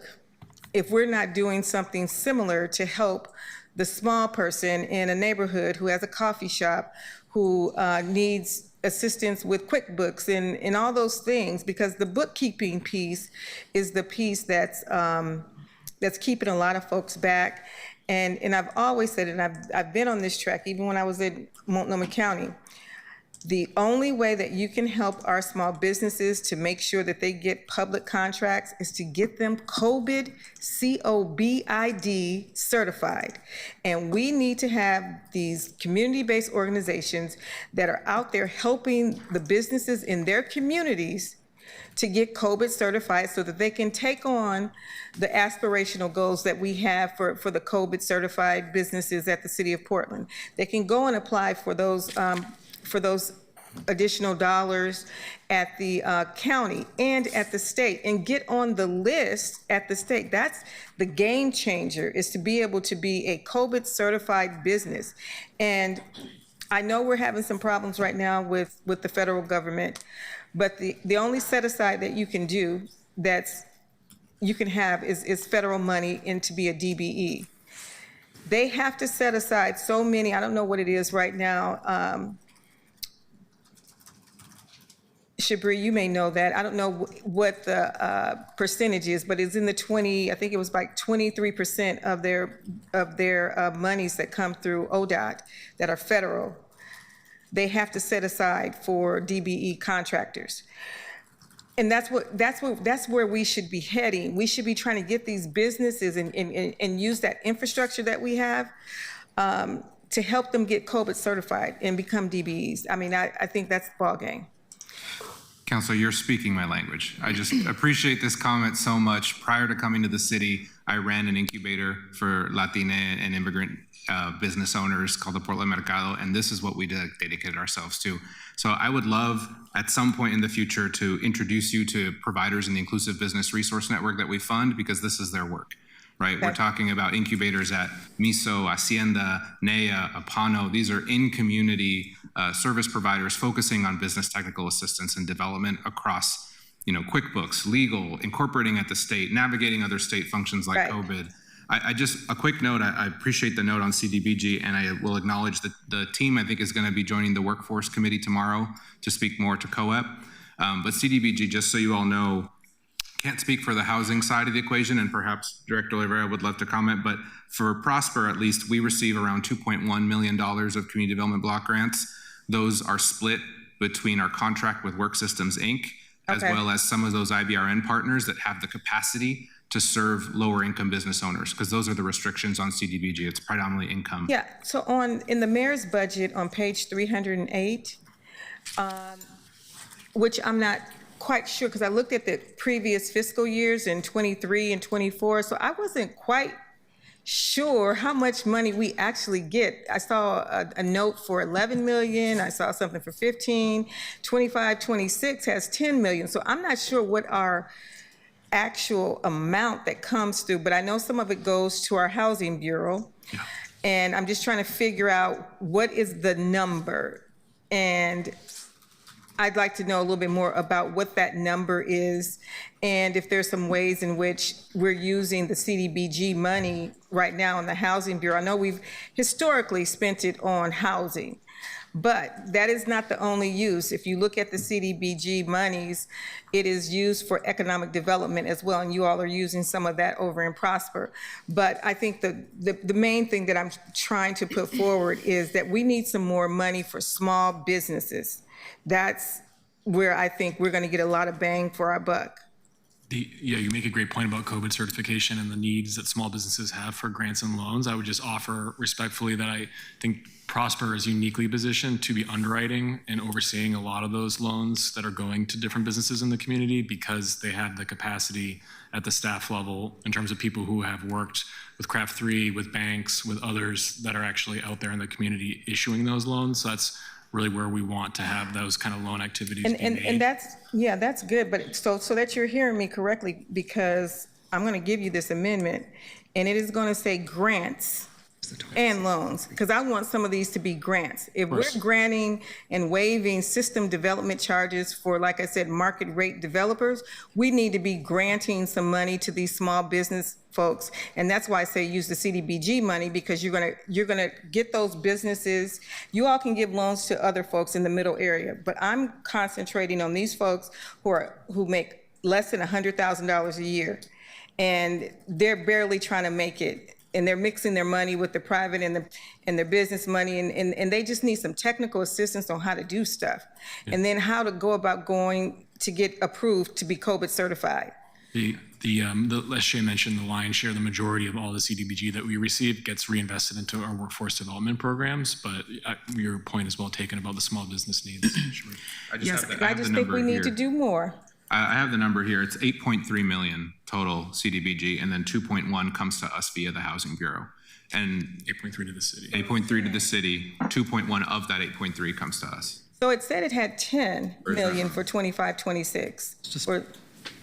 So the 25-26 entitlement amount that was forwarded to us by PHB that just came out yesterday was 8.3 total, and Prosper's formula for economic opportunity is 2.1 of the 8.3.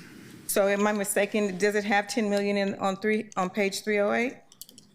I'm sorry, Council, I don't have the City of Portland budget up. Okay. I can reference that. It said something like it was either 10 million last year and 8 million this year, and the year before that it had 11 million. So I wasn't quite clear if we were getting extra money because of ARPA.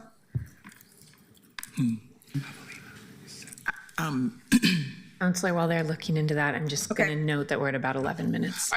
I just want to make one additional note just on the loans that we spoke about for businesses that face certain barriers.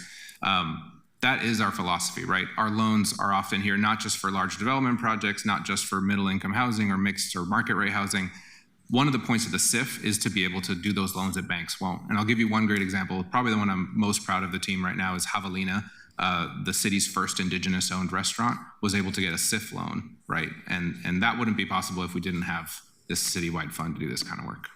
And Councilor Smith, can I also offer thank you so much for really highlighting the importance of grants. When I think about our work with Reimagine, in the first year that the dollars came to us, we were able to get out $7.1 million to small businesses and then other organizations that specifically support economic opportunity. And I know that you know a bit about that program.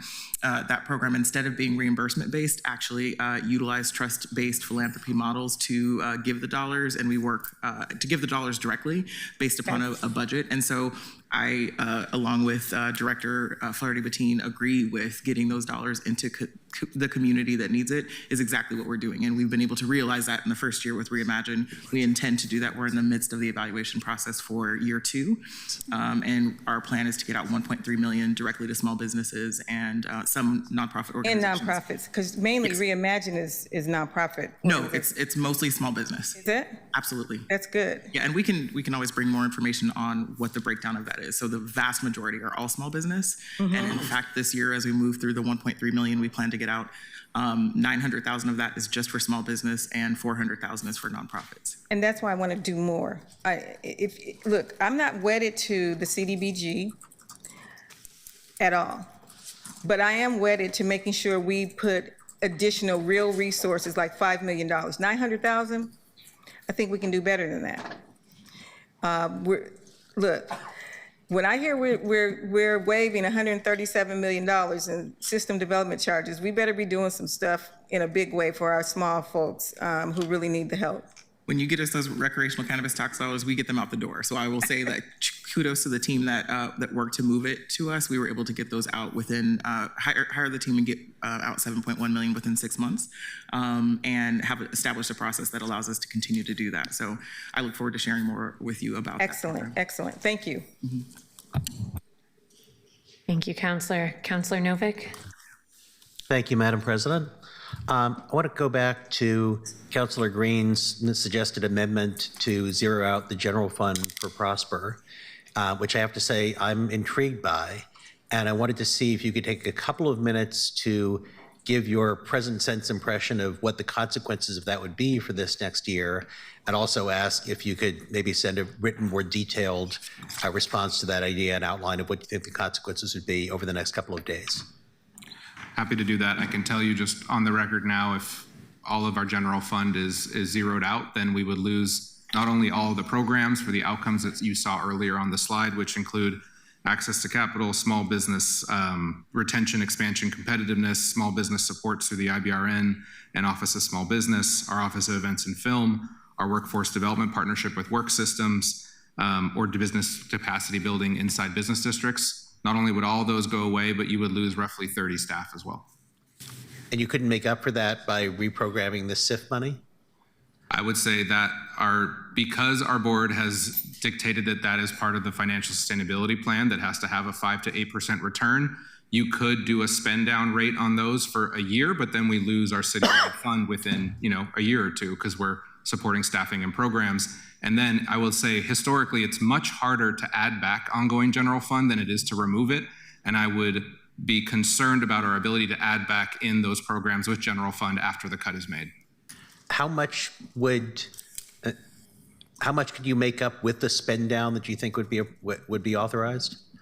What our board has authorized was some of the interest from the work that the team did to deploy SIF. So when you saw earlier, when I was laying out the existing 1.7 general fund reduction, the 650K that we were able to internalize, that was specifically from interest and other activities that SIF was able to place, which is the long-term idea of the SIF, right? That we're able to internalize staff costs and reduce general fund reliance on general fund.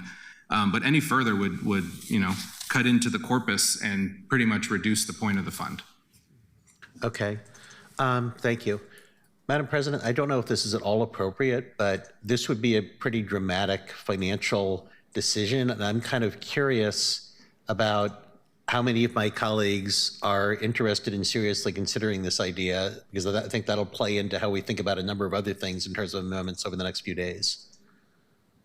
We cannot take a vote while we are up here. Could we have an expression of interest?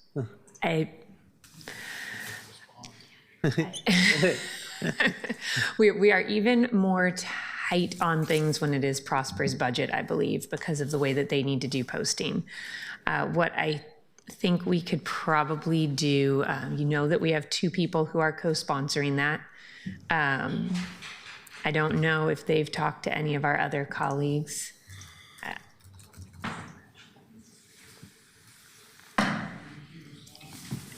Councillor Green, go right ahead.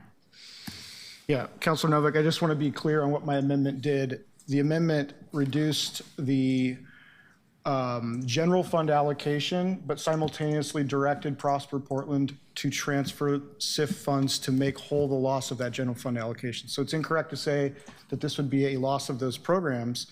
That is the commission's decision on whether we want to lose those programs. This body has the authority to set Prosper Portland's budget so long as it is aligned with the adopted policies and goals of the Portland City Council. And my argument is that keeping whole the ECDev side of this, that was bearing the brunt of this cost, is aligned with Advanced Portland, which is a policy document we adopted last year or maybe 2 years ago that tries to center and focus investments in BIPOC communities and do inclusive economic growth. So I just wanted to correct the record on that. The commission may have a different opinion, but the amendment was not just a cut, it was also cut and a transfer to make whole.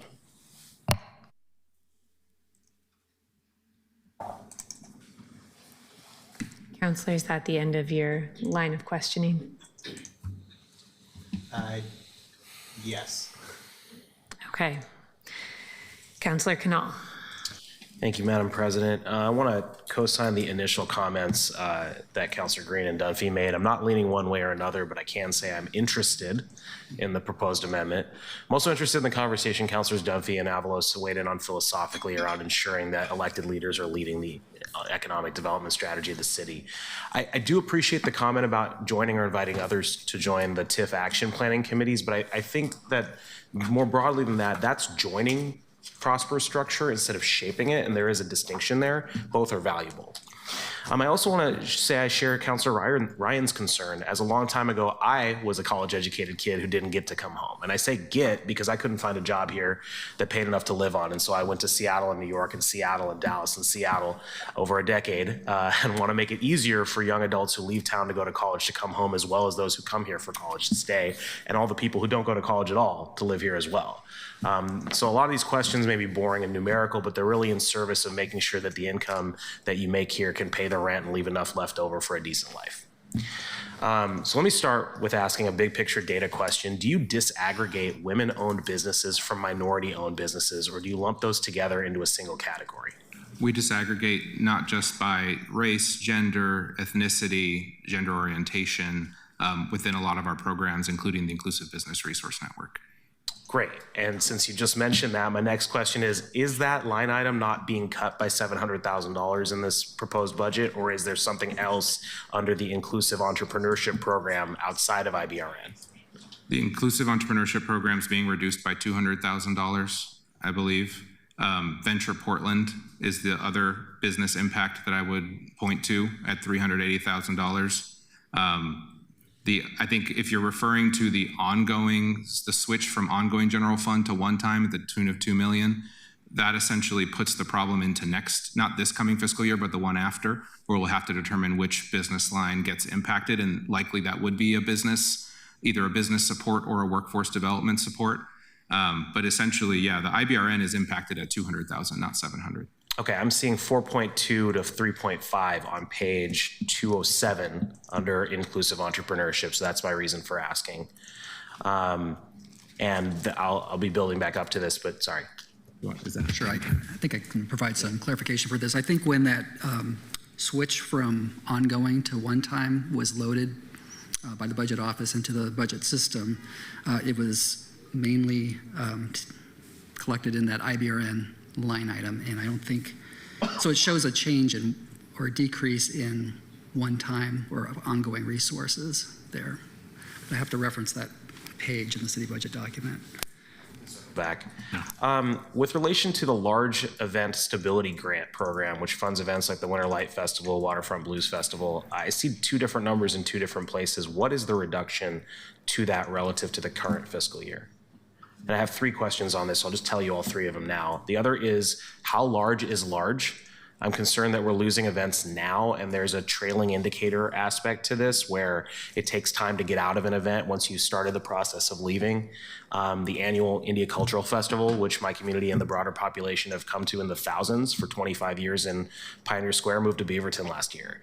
And there's several reasons why events leave, but costs are often one of them. So I'm curious about that. And then the third part is, what's the impact here? So what's the number? How large is large for eligibility? And what do you expect the impact to be?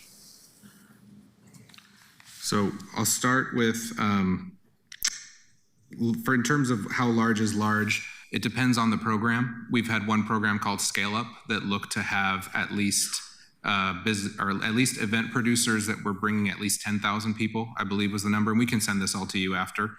For the larger scale events, a lot of that was done in partnership with the Visitors Development Fund, and so we received funds through VDF and Travel Portland in partnership with them, and there I believe the number was much higher. I don't have it off the top of my head, but I think it might be 10,000 attendees. 10,000 attendees. We have public transparent guidelines for both programs, but to your good point, the scale up is really meant toward the smaller to growing size event versus the large event, just to add different types of capacity building throughout the process as events stay and grow in Portland. I'd say the other guidelines that we spoke through with Travel Portland, a lot of it, they want to encourage hotel stays in the city. So they were looking to invest in those, larger scale events that would prove that they could attract out-of-town visitors. Yeah, that's great, and I support that. I want to make sure that we're also supporting the cultural events for the people that already live here, so that we can stay here and don't feel a need to, that sort of those things that tie you to a city. I would say we did have one-time funding that was supporting a lot of that. We had a community event round that funded hundreds of small business owners across the city, Central City, East Portland, North, South. We lost that one-time funding last fiscal year. It would be fantastic to have more. So we are just working, again, the point of the Office of Events and Film is to have that film navigator and that events navigator supporting those owners and organizers and producers with technical assistance, and they're able to deploy resources when we have them. We're just entering into a time where we have less of them. Okay. And that's what you can see reflected in the loss of one-time funds there. And do you have the number on how much we're losing in that particular grant program? Do you have it there, Andrew? We can get you the exact number. It's about $2 million. Copy that. And then my last question before I have a comment to close out. My understanding is you had $500,000 last year for one-time funding for repair restore. I heard the conversation with Councilor Ryan about it running out there, but then I also heard that you need 500 at minimum for a year. So if it ran out in 6 months, can you clarify, was it 250 last year that was left, and that's why we need 500 for a full year of funding? No, so it was an allocation for fiscal year 24-25. We slow rolled it a little bit because we wanted to make sure that we were concerned that there would also be impacts of the winter again, as well as we were honestly being thoughtful about the federal election outcomes and what if there was additional property damage there. And so we closed the application at the end of December, and so the funds went sooner. And so what I'm saying is the 500,000 is a minimum of what is helpful to have in order to serve the number of businesses that we would need to be serving at a meaningful timeline, right? Because one of the risks and one of the things I think that's getting highlighted is one-time funds repeatedly creates this kind of fast and furious frenzy, if you will. And you can even do it, we've done it in multiple ways where you do rounds, et cetera, to try and pace out the dollars, but it goes very quickly and then you have to close it down again. Yeah, so I guess help me understand here. If we're giving you the same amount of money, would you be just sort of artificially slowing down relative to this current fiscal year to spread out the same amount of money over 12 months that was spread out over 6 this year? Well, I'm happy to come back with you with an actual number if we're talking about what are the number of businesses we'd like to serve, what's the period of time we'd like to cover, et cetera. We can absolutely provide that information if that's helpful. I would like that. And Yeah. This is my pivot into, and I don't know if these are in the proposal from Councilors Green and Dunphy, or someone else might beat me to it, in which case I won't actually do this. But otherwise, I am interested in proposing a replenishment to the large event stability grant, and that might include a budget note on the people that are close to and getting to that line of 10,000, as well as proposing replenishing the repair restore grant fund with one-time dollars at the current level. I think that there's a need to look long-term, and that might be a budget note as well, saying let's look at what the long-term solution is for funding there. I do view large events as a strategic investment. I also view repair restore as a strategic investment.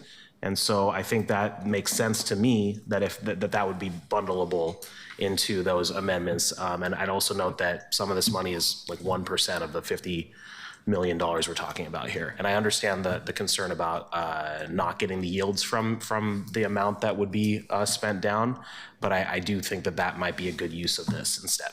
And I'll leave it there. Thank you, Madam President. Councilor Knoll, if I may, thank you for both of those amendments. Really appreciate the support of those programs because they are so badly needed across the city right now.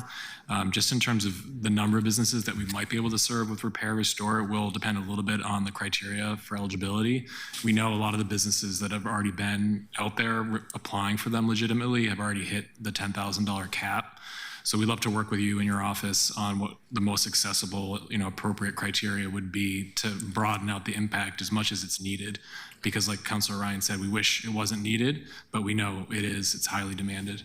Yeah, and I'll just say, I know there's at least 2 other offices that are interested. So please, reach out to all of us. I imagine there's more. Of course. This is one where we just, we know it wasn't funded, but are appreciative of the work that's been done in there. So Thank you. We're repeating each other. And Councilor, to your point on the strategic investment fund, I do think one thing I haven't raised is if we were to pursue this path and the request to our board to spend it down quicker, it is part of our agency's financial sustainability plan. And so in all the projections Tony has made, maintaining both the service, the current levels of service, and across our business lines relies on that SIF income. If we were to engage in a rapid spend down, I would question our ability to maintain the agency as a functioning agency, period, right? And I've heard other questions, right? We've heard when you were referencing, our peers at Portland permitting, the call to have a more diversified fund source. I want to applaud our team because that's exactly what they've done. They've created a fund source that can serve community need, that contributes to our financial sustainability over time and makes us less reliant on the city's fund. So I would just caution against going against that great work the team has done. Director Fleury-Bettina, the only thing I'd love to offer is when Director Abwaf put together the plan alongside Tony to develop the SIF fund, that was directly responsive to community who wanted to have access to support citywide, and that wanted to be able to look at acquiring buildings and land. So it was meant to be more wide than what TIF can do. And so it is absolutely responsive to years and years of community requests to look broader than what TIF is really able to do. And so SIF, congratulations again to the team to really be able to think through and work with our legal team as well to be able to develop that which was requested by community specifically, especially if you were just on the other side of a TIF district, but you had similar needs. SIF is able to do that, and we're actually able to be really creative around how we think about supporting businesses, whether it be conversions or other. That's what SIF has been able to do, and so a reduction of that also then further reduces our capacity to be responsive to community. Thank you for that. That is a compelling argument that I'd like to look to more. I'm done. Councillor Zimmerman, and I should flag, we have a stop time listed as 6 p.m. I think we can probably go a few minutes over, but I know folks who have other things this evening, including some of our guests. So I'm going to try to stop us as close to 6 as possible. Councillor Zimmerman. Thanks. To expand or reply to Councillor Novick, I think with regards to this amendment that's been made, I guess what I'm looking for is an impact statement, and not one from a cold budgety standpoint, but really an impact statement from our CFO and from our mayor about what this amendment would mean for me to give it good due diligence. And really, I think some understanding for if SIF was used to backfill that general fund, what we would be giving up. I think I do want a deeper dive on that before I could weigh in on where I'm at on the amendment. So those would be very helpful. I want to shift back to the events piece. I appreciated where that last lines of questioning went, just because I think this presentation starts to bring together just how interrelated so much of the stuff that we do is, right? We had some conversations today about graffiti. We've had some conversations today about police, or excuse me, this week about police. And I just want to go back, Andrew and I worked together in the mayor's office, and I remember coming out of the pandemic, and Andrew was working to try and get more events to come to Portland. And he presented to me something that I had not really understood before, which was that the police,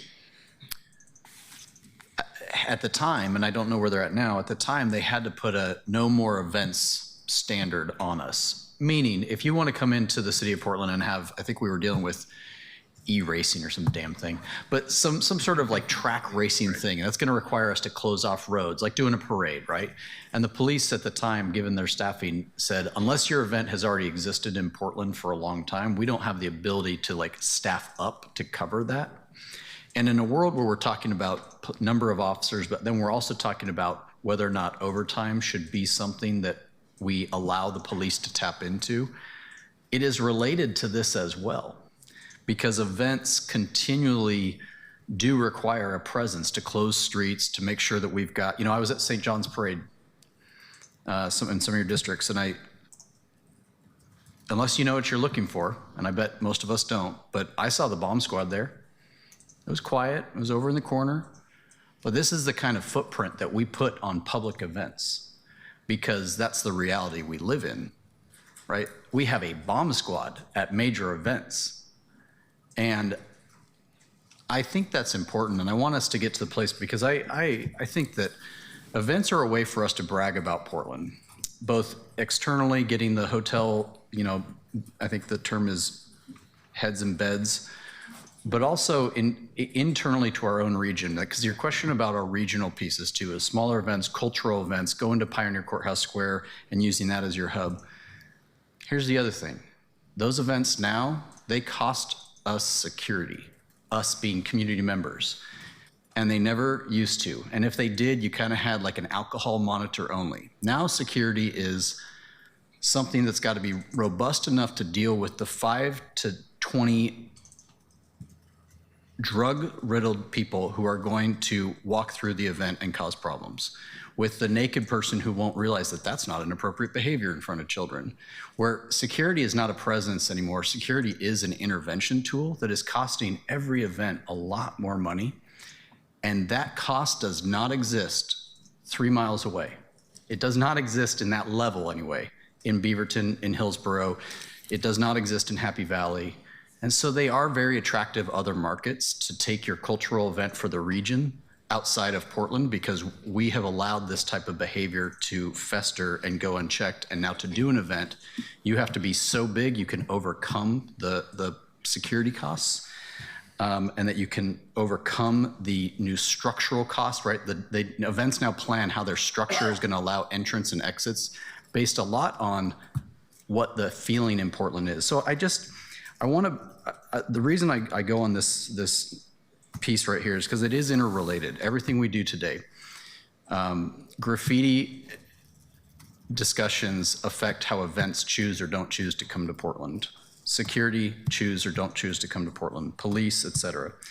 And I have helped events kick off with either my own my own council budget, or when I was in the mayor's office covering that last $1,000 that a group didn't know they were going to have to do for either a certain type of security or a certain type of use permit. So I want us to remember that when we talk about Prosper, because I've told Prosper, I think it's great that you do some of the smaller community-based stuff, but I want you talking about how do we get as many high-paying jobs also moving here, right? I think these are balances of this equation. We want Prosper to be able to work on both. And I think that your footprint in the events world is important as well. So I offer it just as a continued reminder that there are other places in this budget, not just in Prosper's budget, that if we take a harsh tone, I think we'll have ripple second, third order effects into other areas that we really care about. And so there's a lot of neat stuff coming to Portland. There's a lot of neat people who want to do neat things here, that want to put their venue here, who want to bring their concert here. And Prosper's usually are into that, but there's other auxiliary services that directly affect how successful Prosper can be when they do that, or how successful Travel Portland and Travel Oregon can be. And that's all. I have no questions for you. You got my brunt last time, so thank you, everybody. Thank you, Councilor. Thank you. Councilor Murillo. Thank you, Council President. I realize that because I'm online and my camera's off, so you guys don't all see how gross I look right now, you can't see what I'm indicating by nodding, and that seems to be the approach that the Finance Committee is taking. So I just wanted to say that I'm definitely in favor of exploring big picture proposals like Councilor Green and Dunphy's Prosper amendment, and especially during a tough budget season. I had a question for Councilor Green, and I was wondering if you could clarify the particular point that this effort would adversely impact BIPOC businesses. Can you speak to how this wouldn't do that? And I also just want to indicate that I'm generally in favor of discussing it more on the 21st. Yeah, thank you, Councilor. So my intention with the amendment with Councilor Dunphy is to restore funding to IBRN, the other elements of economic development that we had received briefings on that are going to suffer based upon the general fund reduction in the context of the various fund balances that we have between Prosper Portland, the city of Portland, and the trade-offs we make. The intention was to move SIF funds over to make those programs whole relative to their FY24-25 levels. Now, understanding we need to have a rich discussion on what those trade-offs look like and the different forms of economic development. I've heard very clearly that SIF is a part of that strategy. But that is my intention there. The idea is after the testimony that we got last week, it just reinforced my commitment to make sure that we are signaling that these communities have borne the brunt of development in this city for a very long period of time, and they should not bear the brunt of these cuts at this time. Counselor, if I could just add one thing is I know we're going back and forth on this SIF proposal. Because we are a separate legal entity, any direction about funds other than general fund to our board would be advisory. And so you would be putting our board in a very hard place to determine whether or not we fund the community commitments and capacity that we've built up over decades, or the financial viability of the agency as a whole. So I just want to put that on the table. That's what your advice to our board would make them contemplate. I don't want to get into a back and forth here. I'll just say that I don't share that interpretation. I think the city council, as the budget committee, has the authority to set the budget as a whole. Thanks. We can get a legal opinion on this to make sure that we're all on the same page. I do want to make sure that if Councilor Murillo has other comments and questions, she has the opportunity to continue. No, I don't. I think that's something important that we need to explore, and I'm generally in favor of exploring it. Thank you. Councilors, in the name of time, I'm just going to list a few things that I'll be following up with Prosper to get more information about rather than asking my questions and looking for answers today. I do want to understand if you maintained SIF at the level that allows for the investment return that your board has directed, how much would be available to backfill in the way that my fellow councilors have requested. I understand that taking the amount they've requested would create problems with that policy, but I'd like to understand at what level there wouldn't be. I would like to know more about the policy decisions that were made in what programs are funded and not, because when I look at your proposed non-TIF budget in the presentation that you gave to us last week on page 41, the bar graph with the nice lines to help us compare, which by the way, I love and wish that other service areas would do something like this. I see a number of programs that are funded at a higher rate than last year. And so I'd like to understand those policy decisions. I'd like to understand the use of cannabis funds in the Inclusive Business Resource Network, because like Councilor Smith, I have heard from cannabis businesses, those run by communities who have been affected in the past by cannabis policy, that they can't receive, that they're not able to receive funds from you all. And I want to understand where the funds are going, to understand if this is an issue for a single business or if this is a categorical lack of availability to resources. I think that's somewhat problematic. I also would like to ask some questions about COEP and the set aside coming out of contracting that was agreed to in the regional workforce equity programs. I am hearing that there are folks who are on projects and need support that are not able to get the support that those funds were originally negotiated to provide. And I'd like to better understand that and understand how we in the budget might be able to make sure that they can be supported. Like my colleagues, I was planning to bring an amendment on the Broken Windows Fund, though it seems that perhaps I don't need to do that. And I also have some questions. Actually, you know what? I think that's my list for today. That's my list for today. Colleagues, I know a few people have additional questions, but we are coming up on 6 o'clock and I'd like us to end on time. So I am going to close us out with the knowledge that we can always send additional questions to Prosper Portland and share amendments based on those answers at our work sessions tomorrow. So I will close our work session for today. Councilors will be back here tomorrow to hear from the Public Works Service area.